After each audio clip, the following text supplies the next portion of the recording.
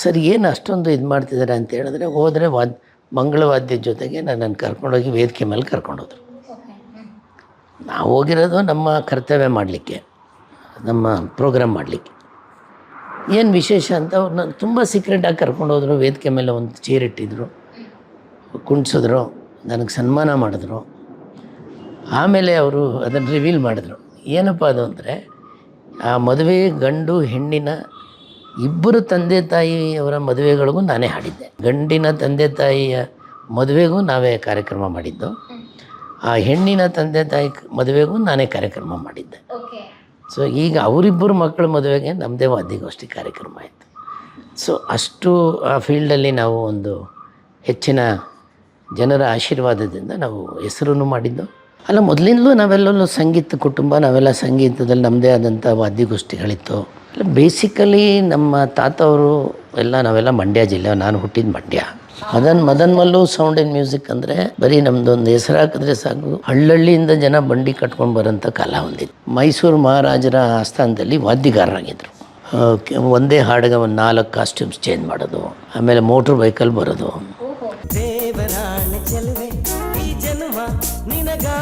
ನಮ್ಮದೆಲ್ಲ ನಮ್ಮ ತಂದೆ, ನಮ್ಮ ತಾತ ಎಲ್ಲರೂ ಸಂಗೀತಗಾರರು, ನಮ್ಮ ಬ್ರದರ್ಸು, ಎವ್ರಿ ಒನ್. ಹಾಗಾದರೆ ಎಷ್ಟು ಮನೆಗಳು ಕಟ್ಟಿದ್ದೀರಾ ಸರ್ ಬೆಂಗಳೂರಲ್ಲಿ?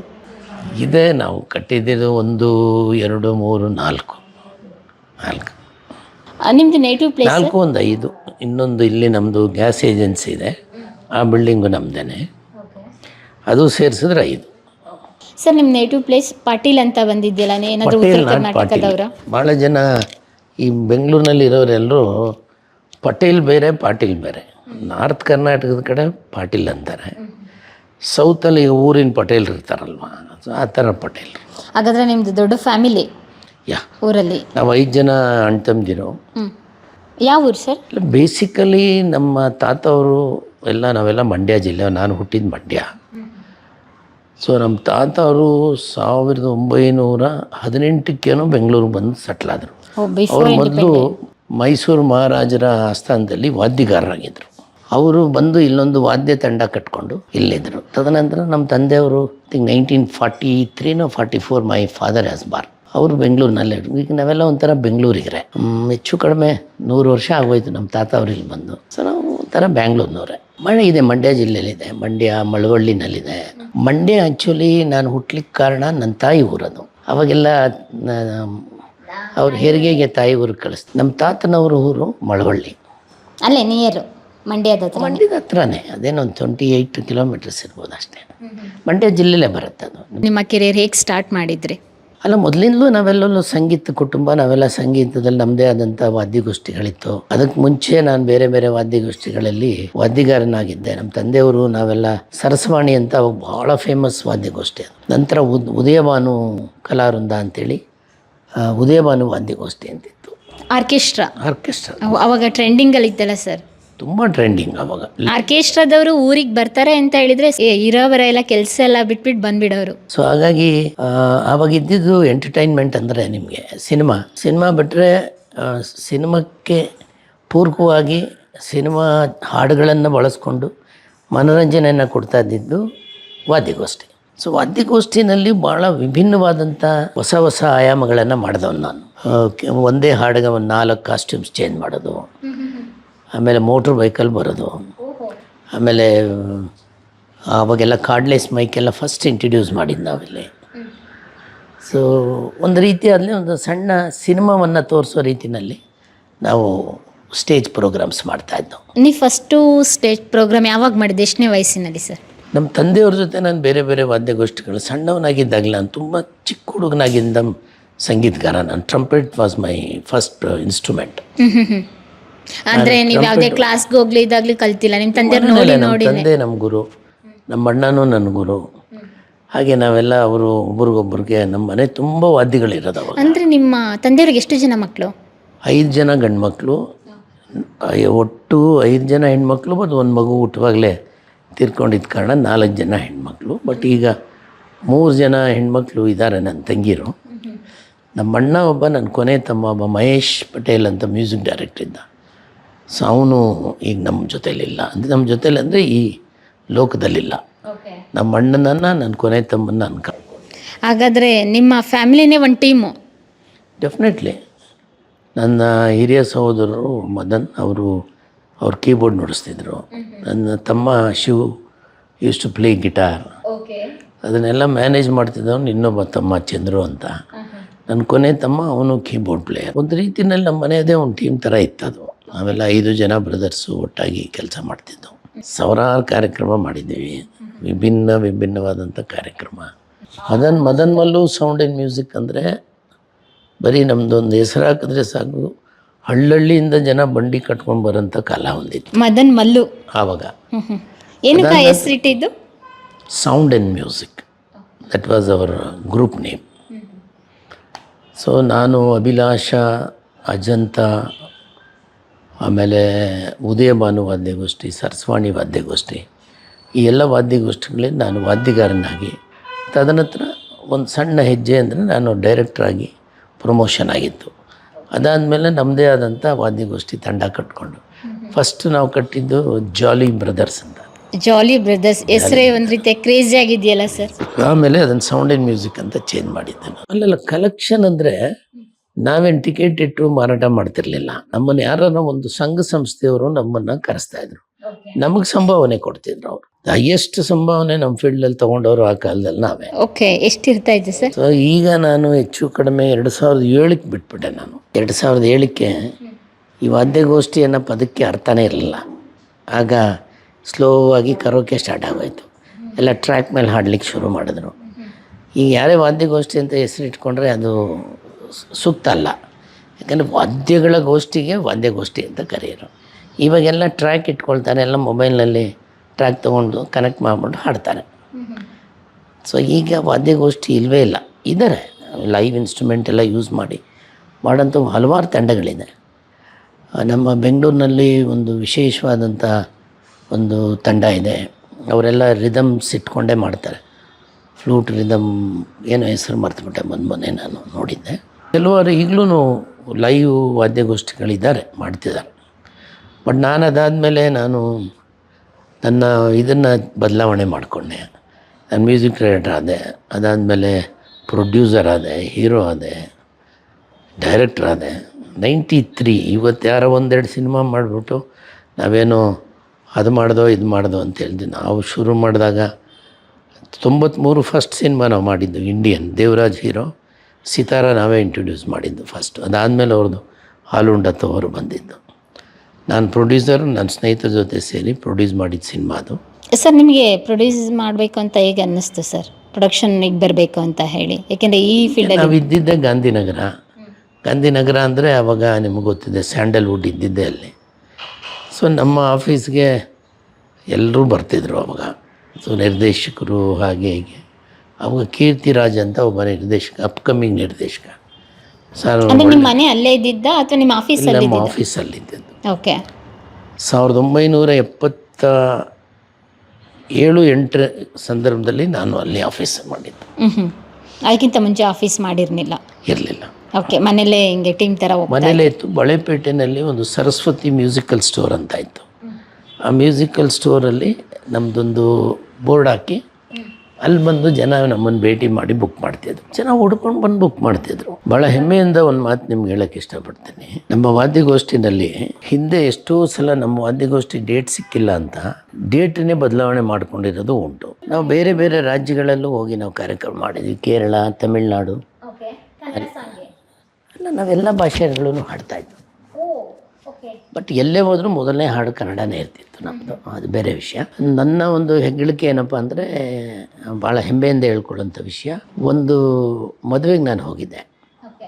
ಅವು ಮದುವೆ ಮನೆಗಳಲ್ಲಿ ಆರತಕ್ಷತೆಗೇನೋ ಮಾಡ್ತಿದ್ದವಲ್ಲ. ಸರ್ ನೀವು ಬೇಗ ಬರಬೇಕು ಮದುವೆ ಕಾರ್ಯಕ್ರಮ. ನಾನು ಯೂಶ್ವಲಿ ಸ್ವಲ್ಪ ಲೇಟಾಗಿ ಹೋಗ್ತಿದ್ದೆ. ಸರ್ ಏನು ಅಷ್ಟೊಂದು ಇದು ಮಾಡ್ತಿದ್ದಾರೆ ಅಂತ ಹೇಳಿದ್ರೆ, ಹೋದರೆ ಮಂಗಳವಾದ್ಯದ ಜೊತೆಗೆ ನನ್ನನ್ನು ಕರ್ಕೊಂಡೋಗಿ ವೇದಿಕೆ ಮೇಲೆ ಕರ್ಕೊಂಡೋದ್ರು. ನಾವು ಹೋಗಿರೋದು ನಮ್ಮ ಕರ್ತವ್ಯ ಮಾಡಲಿಕ್ಕೆ, ನಮ್ಮ ಪ್ರೋಗ್ರಾಮ್ ಮಾಡಲಿಕ್ಕೆ. ಏನು ವಿಶೇಷ ಅಂತ ಅವ್ರನ್ನ ತುಂಬ ಸೀಕ್ರೆಟಾಗಿ ಕರ್ಕೊಂಡೋದ್ರು. ವೇದಿಕೆ ಮೇಲೆ ಒಂದು ಚೇರ್ ಇಟ್ಟಿದ್ರು, ಕುಣಿಸಿದ್ರು, ನನಗೆ ಸನ್ಮಾನ ಮಾಡಿದ್ರು. ಆಮೇಲೆ ಅವರು ಅದನ್ನು ರಿವೀಲ್ ಮಾಡಿದ್ರು. ಏನಪ್ಪ ಅದು ಅಂದರೆ, ಆ ಮದುವೆ ಗಂಡು ಹೆಣ್ಣಿನ ಇಬ್ಬರು ತಂದೆ ತಾಯಿಯವರ ಮದುವೆಗಳಿಗೂ ನಾನೇ ಹಾಡಿದ್ದೆ. ಗಂಡಿನ ತಂದೆ ತಾಯಿಯ ಮದುವೆಗೂ ನಾವೇ ಕಾರ್ಯಕ್ರಮ ಮಾಡಿದ್ದು, ಆ ಹೆಣ್ಣಿನ ತಂದೆ ತಾಯಿ ಮದುವೆಗೂ ನಾನೇ ಕಾರ್ಯಕ್ರಮ ಮಾಡಿದ್ದೆ. ಸೊ ಈಗ ಅವರಿಬ್ಬರು ಮಕ್ಕಳ ಮದುವೆಗೆ ನಮ್ಮದೇ ವಾದ್ಯಗೋಷ್ಠಿ ಕಾರ್ಯಕ್ರಮ ಆಯಿತು. ಸೊ ಅಷ್ಟು ಆ ಫೀಲ್ಡಲ್ಲಿ ನಾವು ಒಂದು ಹೆಚ್ಚಿನ ಜನರ ಆಶೀರ್ವಾದದಿಂದ ನಾವು ಹೆಸರನ್ನು ಮಾಡಿದ್ದು. ಒಳ್ಳೊಳ್ಳೆ ಕಾರ್ಯಕ್ರಮ ವಿಭಿನ್ನವಾಗಿ ಇವತ್ತು ಜನ ನೆನೆಸ್ಕೊಳ್ತಾರೆ, ಮದನ್ ಪಟೇಲ್ರೇ ನಿಮ್ಮ ಥರ ಕಾರ್ಯಕ್ರಮ ಮುಗಿದಾಯಿತು ಆ ಥರದ್ದು ನಾವು ನೋಡೋಕ್ಕೆ. ಕೆಲವು ಕಡೆ ನಾವು ಪ್ರೋಗ್ರಾಮ್ ಮಾಡಿದ್ದೀವಿ, ಮೋರ್ ದೆನ್ 25,000 ಜನ ಇರೋರು ಕಾರ್ಯಕ್ರಮ ಮಾಡಿದ್ದೀವಿ. ತದನಂತರ ಈಗೇನಾಗಿದೆ ನೋಡಿ, ಮನೋರಂಜನೆ ಎಲ್ಲ ಚೆದರಿ ಹೋಗ್ತಾಯಿದೆ. ಕ್ಲಬ್ಸ್ ಬಂತು, ಜನ ಕ್ಲಬ್ಗಳಲ್ಲಿ ಹೋಗೋದು ಅಭ್ಯಾಸ ಮಾಡ್ಕೊಳ್ತಾರೆ. ಅವ್ರಿಗೇನೇನು ಇಷ್ಟ ಆಗುತ್ತೆ ಆ ರೀತಿ. ಮೊದಲು ಸಿನಿಮಾ ಅಂದರೆ ಅದು ಎಲ್ಲ ವರ್ಗದವರೂ ಮನೋರಂಜನೆ ಆಗಿರ್ತಿತ್ತು. ಈಗ ಎಲ್ಲರೂ ತಮ್ಮದೇ ಆದಂಥ ಮನೋರಂಜನೆಯನ್ನು ಕಂಡುಕೊಂಡಿದ್ದಾರೆ. ಸೊ ಟಿ ವಿ ಸೀರಿಯಲ್ಗಳಲ್ಲಿ ನಮ್ಮ ಹೆಂಗಸರು ಮಕ್ಕಳೆಲ್ಲ ಅಲ್ಲಿಂದ ಹೊರಗೆ ಬರ್ತಾಯಿಲ್ಲ ಈಗ. ಸೊ ಮೊಬೈಲ್ ಒಂದು ರೀತಿಯಾದಂಥ ನಿಮಗೆ ಅಂಗೈನಲ್ಲೇ ಅರಮನೆ ಅಂತ ಹೇಳ್ಬೋದು. ಎಲ್ಲವೂ ಸಿಗುತ್ತಲ್ಲಿ ಅವ್ರಿಗೆ, ಯಾವ್ರವ್ರಿಗೆ ಏನೇನು ಬೇಕು ಅದು ಸಿಗ್ತಾ ಇರೋದ್ರಿಂದ ಈಗ ಹೆಚ್ಚು ಜನ ಅದಕ್ಕೆ ಒಗ್ಗೂಡಿದ್ದಾರೆ. ಥಿಯೇಟ್ರಿಗೆ ಬಂದು 2 ಗಂಟೆಗಳ ಕಾಲ ಕೂತು ಒಂದು ಸಿನಿಮಾ ನೋಡೋದು ಕಷ್ಟ ಅನಿಸ್ತಿದೆ ಅವ್ರಿಗೆಲ್ಲ. ಈಗೆಲ್ಲ 30 ಸೆಕೆಂಡು 1 ನಿಮಿಷದಲ್ಲಿ ಒಂದು ಮನೋರಂಜನೆ ಸಿಗಬೇಕು. ಆ ಮಟ್ಟಿಗೆ ಜನರ ಮೆಂಟಾಲಿಟಿ ಚೇಂಜ್ ಆಗಿದೆ. ಅದು ತಕ್ಕನಾಗಿ ನಾವು ಮಾಡಿದ್ರೆ ಇವತ್ತು ಗೆಲ್ಬೋದು, ಗೆಲ್ಲಕ್ಕೆ ಸಾಧ್ಯ ಇಲ್ಲ ಅಂತಿಲ್ಲ. ಸೊ ಆಲ್ ಡಿಪೆಂಡ್ಸ್, ಯಾವ್ಯಾವ ಥರ ಕಾಲ ಬದಲಾಗತ್ತೆ, ನಾವು ಆ ರೀತಿ ಬದಲಾಗಬೇಕು. ಅಲ್ಲ, ಸಿನಿಮಾ ನಾನು ಮೊದಲಿಂದ ಇತ್ತು. ನಾನು ಮೊದಲು ಬಣ್ಣ ಹಚ್ಚಿದ್ದು 1977ರಲ್ಲಿ ಸ್ವಾಮಿಯೇ ಶರಣಮಯ್ಯಪ್ಪ ಅಂತ ಒಂದು ಸಿನಿಮಾ. ಅದ್ರಲ್ಲಿ ನಾನು ಶಿವನ ಪಾತ್ರ. ನಾನಾಗ ಹೆಂಗೆ ಸರ್ ಸೆಲೆಕ್ಷನ್ ಆಗಿದ್ದು? ನಾನು ಭರತನಾಟ್ಯ ಕಲಿತಾ ಇದ್ದೆ. ಅಲ್ಲಿ ಬಂದು ನೋಡಿದವರು ಶಿವನ ಪಾತ್ರಕ್ಕೆ ಭರತನಾಟ್ಯ ಬೇಕು ಅಂತ ಹೇಳಿ, ನಾನು ಶಿವನ ಪಾತ್ರ, ನನ್ನ ಜೊತೆಗೆ ನೋ ಆಡಿಷನ್ ಏನೂ ಇಲ್ಲ? ಏನಿಲ್ಲ, okay, no audition, direct selection. Okay. But unfortunately ಆ ಸಿನಿಮಾ ಬಿಡುಗಡೆ ಆಗಲಿಲ್ಲ. ಅದಾದಮೇಲೆ ಸಣ್ಣ ಪುಟ್ಟ ಪಾತ್ರಗಳು ಮಾಡಿದ್ದೀನಿ. ರಾಜ್ಕುಮಾರ್ ಅವ್ರದ್ದು ಭಾಗ್ಯವಂತರು, ಅಸಾಧ್ಯ ಹಳ್ಳಿಯ ವಿಷ್ಣುವರ್ಧನ್ ಅವ್ರದ್ದು, ದೇವರಾಜ್ ಅವ್ರ ಜೊತೆ ಗರುಡ ಅನ್ನೋ ಒಂದು ಸಿನಿಮಾದಲ್ಲಿ ಫಸ್ಟ್ ಟೈಮ್ ನಾನು ವಿಲನ್ ಆಗಿ ಆ್ಯಕ್ಟ್ ಮಾಡಿದ್ದೀನಿ. ಕೂಲ್ ಡೌನ್ ಬ್ರದರ್, ಆತನ ಬಗ್ಗೆ ಯೋಚಿಸ್ತಾ ಇದೆಯಾ? ಗರುಡ ಅಂತ ಒಂದು ಸಿನಿಮಾ ಬಂದಿದ್ದು. ರಾವಣ ಇರೋ ಕಡೆ ರಾಮ, ಕಂಸ ಇರೋ ಕಡೆ ಕೃಷ್ಣ. 93ರಲ್ಲಿ ನಾನು ಪ್ರೊಡ್ಯೂಸರ್ ಆಗಿ ಮ್ಯೂಸಿಕ್ ಡೈರೆಕ್ಟರ್ ಆಗಿ ಸ್ಟಾರ್ಟ್ ಮಾಡಿದ್ದು ಇಂಡಿಯನ್. ಅದರಲ್ಲಿ ದೇವರಾಜ್ ಹೀರೋ. ಅಧರ್ಮನೇ ತನ್ನ ಜೀವನ ಅಂತ ತಿಳ್ಕೊಂಡಿರೋ ಈ ಮಹಾವೀರ್ ದಾಸ್ ಇರೋ ಕಡೆ ನಾನು ಡೈರೆಕ್ಟ್ ಮಾಡಿ ಪ್ರೊಡ್ಯೂಸ್ ಮಾಡಿ ಹೀರೋಗಿ ಆ್ಯಕ್ಟ್ ಮಾಡಿದ್ದು ಮಹಾಚತುರ ಅಂಥೇಳಿ. ಅದು 94ರಲ್ಲಿ ಪ್ರಾರಂಭ ಮಾಡಿದೆ, 95ರಲ್ಲಿ ರಿಲೀಸ್ ಆಯಿತು. ಆಲ್ಮೋಸ್ಟ್ ಬರೋ ವರ್ಷಕ್ಕೆ 30 ವರ್ಷ ಆಗ್ಬಿಡುತ್ತೆ. Okay, crazy sir. ಹಾಗಾದರೆ ಎಲ್ಲನೂ ಮಾಡಬೇಕು ಅಂತ ಹುಮ್ಮಸ್ ಇದೆಯಲ್ಲ ನಿಮಗೆಲ್ಲ ಮಾಡಿದ್ದೀರಲ್ಲ, ಇವಾಗ ಸಣ್ಣ ಪುಟ್ಟ ಪಾತ್ರದ ಮುಖಾಂತರ ಕಲಾ ರಂಗದಲ್ಲಿ ನಾವು ಮಾಡಿರೋ, ನಾವು ಹೆಚ್ಚು ಪ್ರಚಾರ ತಗೊಳ್ಳಿಲ್ಲ ಅಷ್ಟೇ ಹೊರ್ತು, ನನಗೊಂದು ಕಡಿಮೆ ಅಂದರೆ ಒಂದು 20-30 ವಾದ್ಯಗಳನ್ನು ನುಡಿಸ್ಬಲ್ಲೆ ನಾನು. Tabla, dholak, harmonium, guitar, drums, conga, bongo, flute, saxophone, clarinet, trumpet, ಹೀಗೆಲ್ಲ ವಾದ್ಯಗಳು ನುಡಿಸ್ತೇನೆ. ಜೊತೆಗೆ I was a good dancer basically, ಒಳ್ಳೆ ಡ್ಯಾನ್ಸ್ ಮಾಡ್ತಿದ್ದೆ ನಾನು. ಅಲ್ಲದೆ ಇತ್ತೀಚೆಗೆ ಒಂದು 2017-18ರಲ್ಲಿ ನನಗೆ ಬರೆಯೋ ಅಭ್ಯಾಸ ಭಾಳ ಇತ್ತು. ನಂದು ಈಗಾಗಲೇ ಒಂದು 3 ಕಾದಂಬರಿ ಬಿಡುಗಡೆ ಆಗಿದೆ. ಮೊದಲನೇ ಕಾದಂಬರಿ ತಮಟೆ, ಅದನ್ನು ಒಂದು ಸಿನಿಮಾನು ಮಾಡಿದ್ದೇವೆ, ಅದು ರಿಲೀಸ್ ಆಗುತ್ತೆ ನೆಕ್ಸ್ಟ್ ಮಂತಲ್ಲಿ. 2ನೇ ಕಾದಂಬರಿ ಮಹಾಮಾಯೆ. 2008ರಲ್ಲಿ ನಾನು ಕುಮ್ಮಿ ಅವರು ಅಮೇರಿಕದ ಅಕ್ಕ ಸಮ್ಮೇಳನಕ್ಕೆ ಹೋಗಿದ್ದು. ಹಾಗಾಗಿ ನನ್ನ ಅವರ ಒಂದು ಸ್ನೇಹ ಬೆಳೀತು. ಏನು ರೀ ಚೆನ್ನಾಗಿ ಬರೀತೀರಾ, ಯಾಕೆ ನೀವು ಬರೀಬಾರ್ದು ಅಂಥೇಳಿ ನನಗೆ ಒಂದು ಉತ್ಸಾಹ ತುಂಬಿದವರು ಕುಮ್ಮಿಯವರು. ಸೊ ಹಾಗಾಗಿ ನನ್ನ ಮೊದಲನೇ ಕಾದಂಬರಿಗೆ ಅವರೇ ಮುನ್ನುಡಿಯನ್ನು ಬರ್ತಿದ್ದಾರೆ. ತದನಂತರ ನನ್ನ 2ನೇ ಕಾದಂಬರಿಗೆ ಈಗ ನಾನು ಡಾಕ್ಟರೇಟ್ ಇನ್ ಲಿಟ್ರೇಚರ್ ಮಾಡ್ತಿದ್ದೀನಿ, ಅದು ಸಂಗೀತದ ಬಗ್ಗೆನೇ. ಅದಕ್ಕೆ ನನ್ನ ಮಾರ್ಗದರ್ಶಕರಾಗಿ ಪ್ರೊಫೆಸರ್ ಮಲ್ಲೇಪುರಂ ಅವರು ನನಗೆ ಪ್ರೋತ್ಸಾಹ ಮಾಡ್ತಿದ್ದಾರೆ. ಡಾಕ್ಟರ್ ಗಂಗೂಬಾಯಿ ಹಾನ್ಗಲ್ ಯೂನಿವರ್ಸಿಟಿ, ಅದರಲ್ಲಿ ಮಾಡ್ತಾಯಿದ್ದೀನಿ. ಈಗ 4ನೇ ಇದನ್ನು ಸಬ್ಮಿಟ್ ಮಾಡಬೇಕು ನಾನು. ಹಾಂ, ಸೊ ಅದಲ್ಲದೆ ನನ್ನ 3 ಕಾದಂಬರಿ, ಒಂದು ತಮಟೆ, ಮಹಾಮಾಯೆ ಮತ್ತು ಬೆಳಗು ಅಂತ. ಅದು 18, 19, 20 ಈ ಸಂದರ್ಭದಲ್ಲಿ ಆಯಿತು. ಅದಾದಮೇಲೆ 4-5 ಕಾದಂಬರಿ ಬರೆದಿಟ್ಟಿದ್ದೀನಿ. ಅನ್ಫಾರ್ಚುನೇಟ್ಲಿ ಬಿಡುಗಡೆ ಮಾಡೋಣ ಅಂದರೆ ಕರೋನಾ ಬಂತು. ಕರೋನಾ ಬಂದಮೇಲೆ ಅದೊಂದು ಸ್ವಲ್ಪ ಸ್ಲೋ ಡೌನ್ ಆಯಿತು. ಈಗ ಮತ್ತೆ ಈಗ ಮೊನ್ನೆನೂ ಒಂದು ಹೊಸದಾಗಿ ಆ ಬೆಳಗು ಅನ್ನೋ ಕಾದಂಬರಿನ ಇಟ್ಕೊಂಡೇನೆ ದಿ ಲೈಟ್ ಅಂತ ಒಂದು ಸಿನಿಮಾ ಮಾಡಿದ್ದೀನಿ. ಈಗ ಲೈಟ್ ಕನ್ನಡನ ಇಂಗ್ಲೀಷ್? ಕನ್ನಡ ಸಿನಿಮಾನೇ. ಅದು ಎಲ್ರಿಗೂ ಅದು ಎಲ್ಲ ಫಿಲ್ಮ್ ಫೆಸ್ಟಿವಲ್ ಕಳ್ಸೋಣ ಅಂಥೇಳಿ ಈಗ ಆಲ್ರೆಡಿ ಪನೋರಮಾಗೆ ಸಬ್ಮಿಟ್ ಮಾಡಿದ್ದೀನಿ ಅದನ್ನು, ದಿ ಲೈಟ್ ಅಂಥೇಳಿ. ಅದು ಕನ್ನಡದಲ್ಲಿ ನಾನು ಬರೆದಿದ್ದು ಬೆಳಗು ಅಂತ. ಅದನ್ನೇ ಇಂಗ್ಲೀಷ್ಗೆ ದಿ ಲೈಟ್ ಅಂತ ಒಂದು ಅದಕ್ಕೆ ಸಬ್ ಕ್ಯಾಪ್ಷನ್ ಕೊಟ್ಟಿದ್ದೆ. ಅದನ್ನು ಇಲ್ಲಿ ಟೈಟ್ಲ್ ಮಾಡಿ ಬೆಳಗುನ ಸಬ್ ಕ್ಯಾಪ್ಷನ್ ಮಾಡಿ ಬಿಡುಗಡೆ ಮಾಡಿ. ಅಷ್ಟೇ ಅಲ್ಲ, ನಾನು ರಾಜಕೀಯದಲ್ಲಿ ತುಂಬ ಗುರ್ಸ್ಕೊಂಡು 2007 ನಂತರ ನಾನು ಭಾಳ ಹಿಂದಿನಿಂದ ನಾನು ರಾಜಕೀಯದಲ್ಲಿ ಒಂದು ಅಂಟಿದೆ. ನಾನು ಮೊದಲನೇದಾಗಿ ನನಗೆ ನೆನಪಿದ್ದಂಗೆ 1975-6 ಇರ್ಬೋದು. ಆಗ ಇವರು ನಮ್ಮ ಕೇಂದ್ರದಲ್ಲಿ ಜನಾರ್ದನ್ ಪೂಜಾರಿ ಅವರು ವಿತ್ತ ಮಂತ್ರಿ ಆಗಿದ್ದರು, ಅಂದರೆ ಫೈನಾನ್ಸ್ ಮಿನಿಸ್ಟರ್ ಆಗಿದ್ದರು. ಅವರೊಂದು ಸಾಲ ಮೇಳ ಅಂತ ಮಾಡಿದ್ರು. ಆಗ ಕಂಪ್ಲೀಟ್ ಇಡೀ ಕರ್ನಾಟಕದಾದ್ಯಂತ ನಮ್ಮ ವಾದ್ಯಗೋಷ್ಠಿನೇ ಇದಕ್ಕೆ ಮಾಡಿದ್ದು. ಅಲ್ಲಿಂದ ಅವರು ನೀವಂಥವರೆಲ್ಲ ನಮ್ಮ ಜೊತೇಲಿ ಇರ್ಬೇಕ್ರಿ, ಬನ್ನಿರಿ ಅಂತೇಳಿ ರಾಜಕೀಯಕ್ಕೆ ಪದಾರ್ಪಣೆ ಆಯಿತು. ತದನಂತರ ಹಿಂತಿರುಗಿ ನೋಡಲಿಲ್ಲ ನಾನು. ತುಂಬ ನೆನೆಸ್ಕೊಳ್ಬೇಕು ಅನ್ನೋಂಥದ್ದಾದರೆ 1991 ಬೆಂಗಳೂರಿನ ಕಂಠೀರವ ಕ್ರೀಡಾಂಗಣದಲ್ಲಿ ರಾಜೀವ್ ಗಾಂಧಿಯವರು ಪ್ರಚಾರಕ್ಕೆ ಬಂದಿದ್ರು. ನಮ್ಮದೇ ಪ್ರೋಗ್ರಾಮ್ ಇತ್ತು, ಒಂದೇ ವೇದಿಕೆ. ಅಲ್ಲಿ ಅವರನ್ನು ಅಸಾಸಿನೇಷನ್ ಮಾಡಲಿಕ್ಕೆ ಇವರು ಯಾರು ನಳಿನಿ ಅವರು ಇವರೆಲ್ಲ ಶಿವರಾಸನ್ ಅವರೆಲ್ಲ. ಬಟ್ ಅಲ್ಲಿ ಭಾಳ ನಮ್ಮ ಕರ್ನಾಟಕ ಪೊಲೀಸರ ಒಂದು ತುಂಬ ಸ್ಟ್ರಿಕ್ಟ್ ಮಾಡಿದ್ರಿಂದ ಅವ್ರು ಇಲ್ಲಿ ಮಾಡೋಕ್ಕಾಗಲಿಲ್ಲ. ನನಗಿನ್ನೂ ನೆನಪಿದೆ, 1991 ಮೇ 10 ಬೆಂಗಳೂರಿನಲ್ಲಾಯಿತು. ಮೇ 21 ಅವರು ತಮಿಳ್ನಾಡಿನಲ್ಲಿ ಅವರ ಅಸಾಸಿನೇಷನ್ ಆಯಿತು. ಹೀಗೆ ಪ್ರತಿ ಹಂತದಲ್ಲೂ ನಾನು ಕಾಂಗ್ರೆಸ್ ಜೊತೆಲಿದ್ದವನು.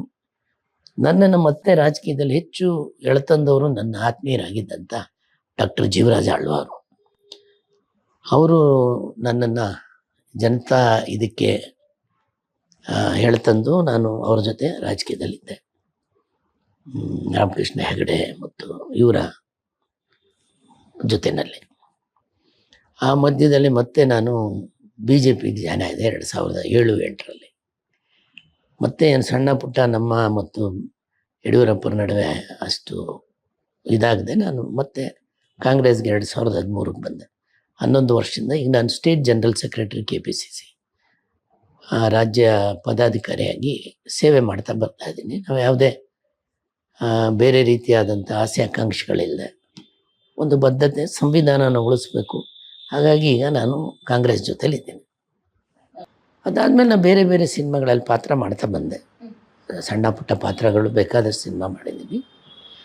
ಮತ್ತು ನಾನು ಪ್ರೊಡ್ಯೂಸ್ ಮಾಡಿದ ಸಿನಿಮಾ ಆದಮೇಲೆ ನಾನು ಹೀರೋಗೆ ಆ್ಯಕ್ಟ್ ಮಾಡಿದ್ದು ಫಸ್ಟ್ ಮಹಾಚತುರ. ಅದು ಪ್ರಾರಂಭ ಮಾಡಿ 1994ರಲ್ಲಿ. ಎಷ್ಟು ಬಜೆಟ್ ಇಟ್ಕೊಂಡಿದ್ರಿ ಸರ್ ಮಹಾಚತುರ? ಆ ಕಾಲದಲ್ಲಿ ನಾವು ಅದು 48 ಲಕ್ಷ, ಹೆಚ್ಚು ಕಮ್ಮಿ 50 ಲಕ್ಷದವರೆಗಿತ್ತು.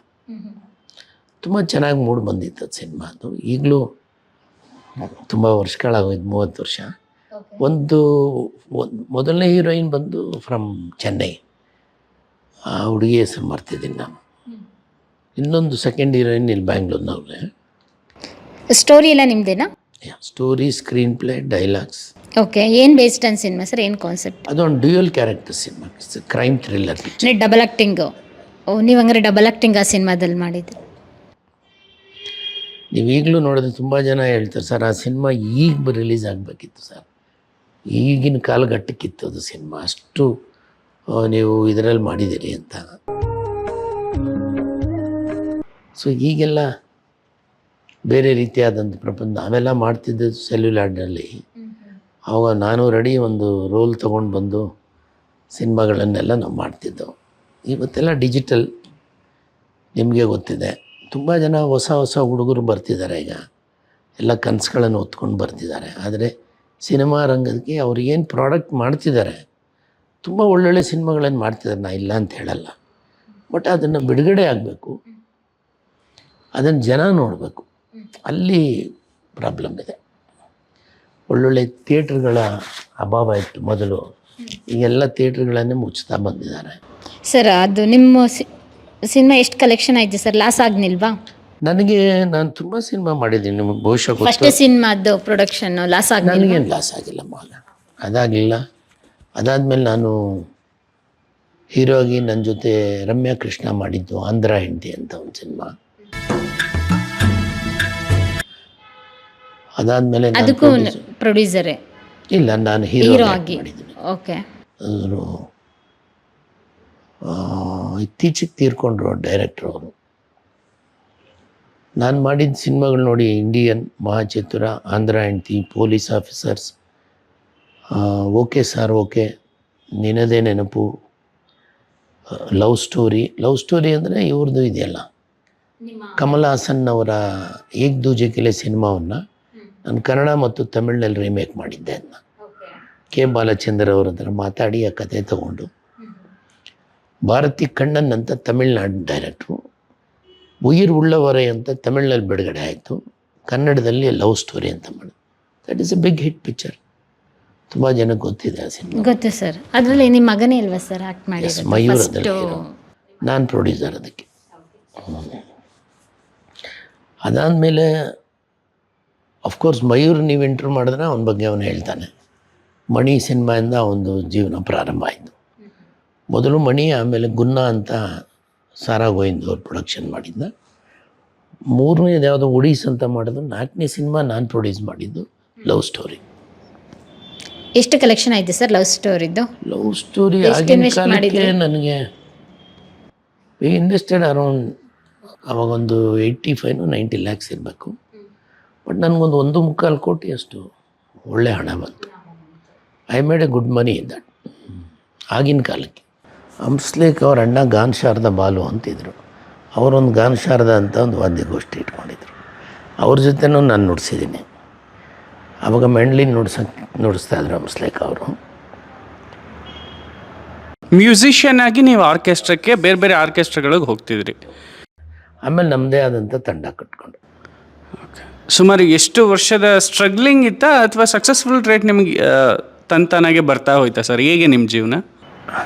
ನೋಡಿ, ಎಲ್ಲ ರಂಗದಲ್ಲೂ ಸ್ಟ್ರಗ್ಲಿಂಗ್ ಅಂತೂ ಇದ್ದೇ ಇರುತ್ತೆ, ಇಲ್ಲದೇ ಇರೋ ಯಾವುದೋ ರಂಗನೂ ಇಲ್ಲ. ಬಟ್ ಆ ರಂಗದಲ್ಲಿ ನಾನು ಸಕ್ಸಸ್ ಕಂಡಿದ್ದೀನಿ. 1998ರಲ್ಲಿ ನನ್ನ ಸೇವೆ ಗುರುತಿಸಿ ರಾಜ್ಯ ಸರ್ಕಾರ ಕರ್ನಾಟಕ ರಾಜ್ಯೋತ್ಸವ ಪ್ರಶಸ್ತಿಯನ್ನು ಕೊಟ್ಟಿದ್ದೆ. 1998.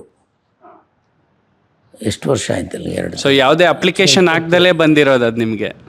ಅವಾಗ ಮುದ್ದು ಕೃಷ್ಣ ಅಂಥೇಳಿ ಕನ್ನಡ ಮತ್ತು ಸಂಸ್ಕೃತಿ ಇಲಾಖೆಯಲ್ಲಿ ನಿರ್ದೇಶಕರಾಗಿದ್ದರು. ನನಗೆ ಚೆನ್ನಾಗಿ ನೆನಪಿದೆ, ನನ್ನ ತಂಗಿ ಮದುವೆ ಇತ್ತು ನವಂಬರ್ 8, 98. ನಾನು ಮೈಸೂರಿನಲ್ಲಿ ಕಾರ್ಡ್ ಹಂಚ್ತಿದ್ದೆ. ಆಗ ಅವರು ನಮಗೆ ದೂರವಾಣಿ ಕರೆ ಮಾಡಿ, ನಿಮಗೆ ಸರ್ಕಾರ ಈ ರೀತಿ ರಾಜ್ಯ ಪ್ರಶಸ್ತಿಯನ್ನು ಕೊಡ್ತಿದ್ದೆ, ಅದನ್ನು ಸ್ವೀಕಾರ ಮಾಡಬೇಕು. ನಿಮ್ಮ ಬಗ್ಗೆ ನನಗೆಲ್ಲ ಆಲ್ಮೋಸ್ಟ್ ಗೊತ್ತಿದೆ, ಇನ್ನೇನಾರ ಇದ್ದರೆ ಹೇಳಿ ಅಂತೇಳಿ ಇನ್ನೊಂದಷ್ಟು ಹೇಳಿ. ಆವಾಗ ನಮ್ಮ ಸ್ಟುಡಿಯೋ ಎಲ್ಲ ಮಾಡಿದ್ದು ನಾವು, ರೆಕಾರ್ಡಿಂಗ್ ಸ್ಟುಡಿಯೋ. ಸೊ ಅದನ್ನೆಲ್ಲ ಇಟ್ಕೊಂಡು 98 ನವಂಬರ್ 1ನೇ ತಾರೀಕು ನನಗೆ ಕರ್ನಾಟಕ ರಾಜ್ಯ ಸರ್ಕಾರ ರಾಜ್ಯ ಪ್ರಶಸ್ತಿಯನ್ನು ಕೊಟ್ಟಿದ್ದು. ಅಂದರೆ ನೀವು ಬಯಸದೇ ಇದ್ರೂ ಕೂಡ ಪ್ರಶಸ್ತಿ ನಿಮ್ಮನ್ನು ಹುಡ್ಕೊಂಬಂತು. ಈಗ ಪ್ರಶಸ್ತಿ ಹುಡುಕೊಂಡು ನಮ್ಮ ಜನ್ರೇಷನ್ ಅವ್ರು ಹೋಗ್ತಾ ಇದ್ದಾರೆ. ಅದು ಕಾಲ ಬದಲಾಗ್ತಿದೆ. ಆವಾಗೆಲ್ಲ ಯಾರ್ಯಾರು ಯಾವ್ಯಾವ ರಂಗದಲ್ಲಿ ಸಾಧಕರಿದ್ದಾರೆ ಅವ್ರನ್ನ ಗುರುತಿಸಿ ಕೊಡ್ತಾಯಿದ್ರು. ಈಗ ಒಂದು ಸಿನಿಮಾ ಮಾಡಿದವರು ನಾನು ದೊಡ್ಡ ಸಾಧಕ ಅಂದ್ಕೊಂಡು ನನಗೂ ಯಾಕೆ ರಾಜ್ಯ ಪ್ರಶಸ್ತಿ ಕೊಟ್ಟಿಲ್ಲ ಅಂತ ಕೇಳೋಂಥ ಕಾಲಘಟ್ಟದಲ್ಲಿದ್ದೀವಿ ನಾವು. ಕೇಳ್ತಾರೆ, ಕೊಡೋದು ಬಿಡೋದು ಆ ಇಲಾಖೆಗೆ ಸಂಬಂಧಪಟ್ಟಿದ್ದು. ಸರ್, ಆ್ಯಕ್ಚುಲಿ ಕಾಮನ್ ಪಬ್ಲಿಕ್ ಪೀಪಲ್ಗೆ ಮದನ್ ಪಟೇಲ್ ಒಬ್ಬ ಫಿಲಮ್ ಮೇಕರ್ ಆಗಿ ಗೊತ್ತು. ಮದನ್ ಪಟೇಲ್ ಒಳಗೂ ಒಬ್ಬ ಸಂಗೀತ ನಿರ್ದೇಶಕ, ಒಬ್ಬ ಸಂಗೀತಗಾರ, ಒಬ್ಬ ಹಾಡುಗಾರ, ಒಬ್ಬ ಮ್ಯೂಸಿಷಿಯನ್ ಇದ್ದಾನೆ ಅಂತ ನಮ್ಗೆ ಇವತ್ತೇ ಗೊತ್ತಾಗ್ತಾ ಇರೋದು. ಆ್ಯಕ್ಚುಲಿ ನಮ್ಮ ಜನ್ರೇಷನ್ಗೆ ನನ್ನ ವೃತ್ತಿ ಜೀವನ ಪ್ರಾರಂಭ ಆಗಿದ್ದು ಒಬ್ಬ ಸಂಗೀತಗಾರನಾಗಿ, ನಂತರ ಸಂಗೀತ ನಿರ್ದೇಶಕನಾಗಿ. ಸಂಗೀತ ನಿರ್ದೇಶಕನಾಗಿ ನಾನು ಸುಮಾರು ಸಿನಿಮಾ ಮಾಡಿದ್ದೀನಿ, ಬಟ್ಟು ಅಷ್ಟು ಸಕ್ಸಸ್ಸಿವ್ ಆಗಿ ಆಗಲಿ. ಇವತ್ತು ನಾನು ಇಂಡಿಯನ್ ಫಿಲಮ್ದು ಇಂಡಿಯನ್ ಅಂತ ಒಂದು ಸಾಂಗ್ ಇದೆ, ಕೇಳಿರ್ತೀರಿ. ದೇವರಾಜ್ ಅವರು ಅದು ಮಾಡಿರೋದು ಹೀರೋ ಆಗಿ. ನನ್ನ ಮ್ಯೂಸಿಕ್ ಅದು. ನಮ್ಮ ಮಹಾಚತುರ ಹಾಡುಗಳನ್ನು ಇವತ್ತು ಅಂದರೆ ಅದು ಆಲ್ಬಮ್ ಸಾಂಗ್ಸ್ ಸರ್, ಅದು ಅವಾಗ ಸಿನಿಮಾ ಅದು ಸಿನಿಮಾನೇ. ಹೌದು. ನನ್ನ ಆಲ್ಬಮ್ಸ್ ತುಂಬ ಆಲ್ಬಮ್ಸ್ ಮಾಡಿದ್ದೀನಿ ನಾನು. 170ಕ್ಕೂ ಹೆಚ್ಚು ಆಲ್ಬಮ್ಸ್ ಇದೆ. ಅತಿ ಹೆಚ್ಚು ಪ್ರಸಿದ್ಧಿಯಾಗಿದ್ದು ನನ್ನ ಆಲ್ಬಮ್ಸಲ್ಲಿ CBS ಗ್ರಾಮಫೋನಿಂದ ನಾನು ಗೋಲ್ಡ್ ಡಿಸ್ಕ್ ತೊಗೊಂಡಿದ್ದು. ನಾನೇ ನುಡಿಸಿದಂಥ ಒಂದು 21 ಹಿಟ್ಸ್ ಅಂತ ಒಂದು ಇನ್ಸ್ಟ್ರೂಮೆಂಟಲ್. ನಂತರ 3 ವಾಲ್ಯೂಮ್ ಮಾಡಿದ್ದು ನಾನು ಜಾನಪದ ಡಿಸ್ಕೋ. ಈ ಜಾನಪದ ಗೀತೆಗಳನ್ನು ಆ ಕಾಲದಲ್ಲೇ ನಾವು ಡಿಸ್ಕೋಗೆ ಅಳವಡಿಸಿ ಮಾಡಿದ್ದು. ಜಾನಪದ ಡಿಸ್ಕೋ ವಾಲ್ಯೂಮ್ 1, 2, 3 ಅಂತ. ಮೊನ್ನೆನೂ ಈ ನಮ್ಮ ಸಿನಿಮಾ ನಾನು ಶೂಟಿಂಗ್ ಮಾಡ್ತಿದ್ದೆ ರಾಮನಗರದ ಹತ್ರ ಕೇತುಹಳ್ಳಿ ಅಂತ. ಅಲ್ಲಿ ಯಾರೋ ಒಬ್ಬರು ಹುಡ್ಕೊಂಬಂದು, ಸರ್ ನಿಮ್ಮದು ಆ ಹಾಡು ಬೇಕು ನನಗೆ ಅಂತ. ಅದಾದ ನಂತರ ನಾನು CBS ಅವ್ರಿಗೊಂದು ಮಾಡಿಕೊಟ್ಟಿದ್ದೆ ಅದೇ ಥರದ್ದು. ಏನೋ ಇಟ್ಟಿದ್ರು ಅದ್ರ ಹೆಸರು ಮರ್ತೋಗಿದ್ದೀನಿ. ಅದು ತುಂಬ ನಂದೆಲ್ಲ ಇದ್ದಿದ್ದು ನಮ್ಮ ಗಾಂಧಿನಗರ ಆಫೀಸ್ಗೆ ಒಂದು ಸಲ ನಮ್ಮ ಹುಡುಗ ಹೋಗುವಾಗ ಶುಕ್ರವಾರ ಪೂಜೆ ಮಾಡಿಟ್ಟು ಹೋಗಿದ್ದ. ಅಲ್ಲೆಲ್ಲೋ ಇದನ್ನು ತಿನ್ನಲಿಕ್ಕೆ ಒಂದು ಇಲ್ಲಿ ಬಂದ್ಬಿಟ್ಟು ಸಣ್ಣದಾಗಿ ಅದು ಪೂರ್ತಿ ನಮ್ಮ ಆಫೀಸ್ ಬೆಂಕಿ ಬಿದ್ದು ನಮ್ಮದು ಭಾಳಷ್ಟು ಕ್ಯಾಸೆಟ್ಸು, ಫೋಟೋಗ್ರಾಫ್ಸು ಎಲ್ಲ ಹೋಯ್ತು. ಇಲ್ಲಾಂದರೆ ಅದನ್ನೆಲ್ಲ ನಾನು ಇವತ್ತು ಒಂದು ಸಣ್ಣ ತುಂಬ ಜನಕ್ಕೆ ಕೇಳ್ತಾ ಇದ್ದೀನಿ, ಇದ್ರೆ ಕಳಿಸ್ರಪ್ಪ ಅಂತೇಳಿ. ಅಂದರೆ ನಿಮ್ಮ ಕಾಲಘಟ್ಟ ಗ್ರಾಮಫೋನ್ ಅಷ್ಟೊತ್ತಿಗೆ ಟೇಪ್ ರಿಕಾರ್ಡರ್ಸ್ ಬಂದಿತ್ತು. ಟೇಪ್ ರಿಕಾರ್ಡರ್ಸ್ ಇತ್ತು. ಓಕೆ. ಗ್ರಾಮಫೋನ್ಗೆ ಶುರು ಆಯಿತು, ಟೇಪ್ ರಿಕಾರ್ಡರ್ಸ್ ಬಂತು, ನಂತರ CDಸು ಬಂತು. ಓಕೆ. CD, DVD, VCD ಕಾಲ. CD ಕಾಲ, that is the end. CD ಅಲ್ಲಿಗೆ ನಾವು ನಿಲ್ಲಿಸ್ಕೊಂಡು, ಅದಾದಮೇಲೆ ಈಗ pen drive, hard disk. Audio company ಆ ಥರ ಏನು ಮಾಡಿ ಒಂದೇ ಯಾವುದೋ ಒಂದು ಸಿನಿಮಾ ನಾನು ನಮ್ಮದೇ ಆದಂಥ ಒಂದು ಆಡಿಯೋ ಕಂಪ್ನಿಲಿ ಬಿಡುಗಡೆ ಮಾಡಿದ್ದೇನೆ. ಯಾಕೆಂದರೆ ಅಲ್ಲೋ ಸ್ಟೋರೇಜ್ ಮಾಡ್ಬೋದಿತ್ತು ಆಡಿಯೋ ಕಂಪನಿ. ಅದೇನೆ ನಮ್ಮದೆಲ್ಲ ಇಟ್ಕೊಂಡಿದ್ದಿದ್ದೆ ಗಾಂಧಿನಗರ ಆಫೀಸಲ್ಲಿ ಪೂರ್ತಿಯಾಗಿ ಹೋಯ್ತು ಅಂತ ಹೇಳಿದ್ನಲ್ಲ, ಓಕೆ. ಬೆಂಕಿ ಬಿದ್ದು. ಪ್ಲಾನ್ ಇತ್ತು. ಅದೊಂದು ದುರ್ಘಟನೆ ನನ್ನ ಜೀವನದಲ್ಲಿ. ನೋಡಿ, ಈಗ ನಿಮಗೇನೆ ನಾನು ಈ ರಂಗದಿಂದ ಸಂಗೀತ ರಂಗದಿಂದ ಬಂದೋನಂತ ಗೊತ್ತಿಲ್ಲ ಅಂತೀನಿ. ಅಲ್ಲ ಅಂದರೆ ಅದು ಅದೇ ನಿಮ್ಮ ಜನ್ರೇಷನ್ಗೆ ಇವತ್ತು ನೀವು ಯಾವುದಾರ ಒಂದು ವಿಷಯ ನಾವು ಟಾಪಿಕ್ ಮಾತಾಡೋಣ. ಸಿನಿಮಾ ನೋಡಿ, ನಮ್ಮ ಸಿನಿಮಾ ರಂಗವನ್ನು ಭಾಳ ಎತ್ತರಕ್ಕೆ ಕೊಂಡೊಯ್ಬೋದಾದಂಥ ಅವಕಾಶಗಳು ನಮಗಿತ್ತು. ರಾಮಕೃಷ್ಣ ಹೆಗಡೆ ಅವ್ರ ಕಾಲದಲ್ಲೇ ಇಲ್ಲೇ ಫಿಲಮ್ ಸಿಟಿ ಮಾಡಬೇಕು ಅಂತ ಹೇಳಿ ಹೆಸರುಘಟ್ಟದ ಹತ್ರ 100 ಎಕರೆನೋ ಅವರು ಅದಕ್ಕಾಗಿ ಇಟ್ಟಿದ್ರು. ಅದರಲ್ಲೇ ಒಂದು ಸ್ವಲ್ಪ ಜಾಗದಲ್ಲಿ ಆದರ್ಶ ಫಿಲ್ಮ್ ಇನ್ಸ್ಟಿಟ್ಯೂಟು ಕೊಟ್ಟಿದ್ದಾರೆ ಜಾಗ. ಈಗಲೂ ಅಲ್ಲಿದೆ ಅಂತ ನಾನು ಭಾವಿಸ್ತೇನೆ. ಏನೋ ಶಾಪನೋ ಏನೋ ಗೊತ್ತಿಲ್ಲ, ಅವಾಗ ಹಿಂದೆ ನಾವು ಶಂಕರ್ನಾಗು ಕರ್ನಾಟಕದಲ್ಲೇ ಇಲ್ಲೇ ರೆಕಾರ್ಡಿಂಗ್ ಆಗಬೇಕಂತ ಪ್ರಾರಂಭ ಮಾಡಿದ್ದು ಹೋರಾಟದಲ್ಲಿ. ನಾನು ಸಹ ಒಬ್ಬ. ಅವಾಗ ತುಂಬ ಜನ ಇಲ್ಲೆಲ್ಲ ನಾವು ಕರ್ನಾಟಕದಲ್ಲಿ ಕನ್ನಡ ಸಿನಿಮಾ ರಂಗ ಯಾವಾಗ ಚೆನ್ನೈಯಿಂದ ಬೇರೆ ಬೇರೆ ತೆಲುಗು ರಂಗ ಹೈದರಾಬಾದಿಗೆ ಶಿಫ್ಟ್ ಆಯಿತು, ಕನ್ನಡ ಚಿತ್ರರಂಗ ಇಲ್ಲಿಗೆ ಬಂತು. ಇಲ್ಲಿ ಮಾಡಬೇಕನ್ನೋ ಕಾಲಘಟ್ಟದಲ್ಲಿ ಹಿಂದೆ ಡಾಕ್ಟರ್ ರಾಜ್ಕುಮಾರ್ ಅವರು, ನಾನು ದೊಡ್ಡ ಅಭಿಮಾನಿ ಡಾಕ್ಟರ್ ರಾಜ್ಕುಮಾರ್ ಅವರ ಒಂದು ಮ್ಯೂಸಿಕಲ್ ನೈಟ್ಗೆ ಇನ್ಸ್ಟ್ರೂಮೆಂಟ್ ಪ್ಲೇಯರ್ ಆಗಿ ನಾನು ನುಡಿಸಿದ್ದೀನಿ.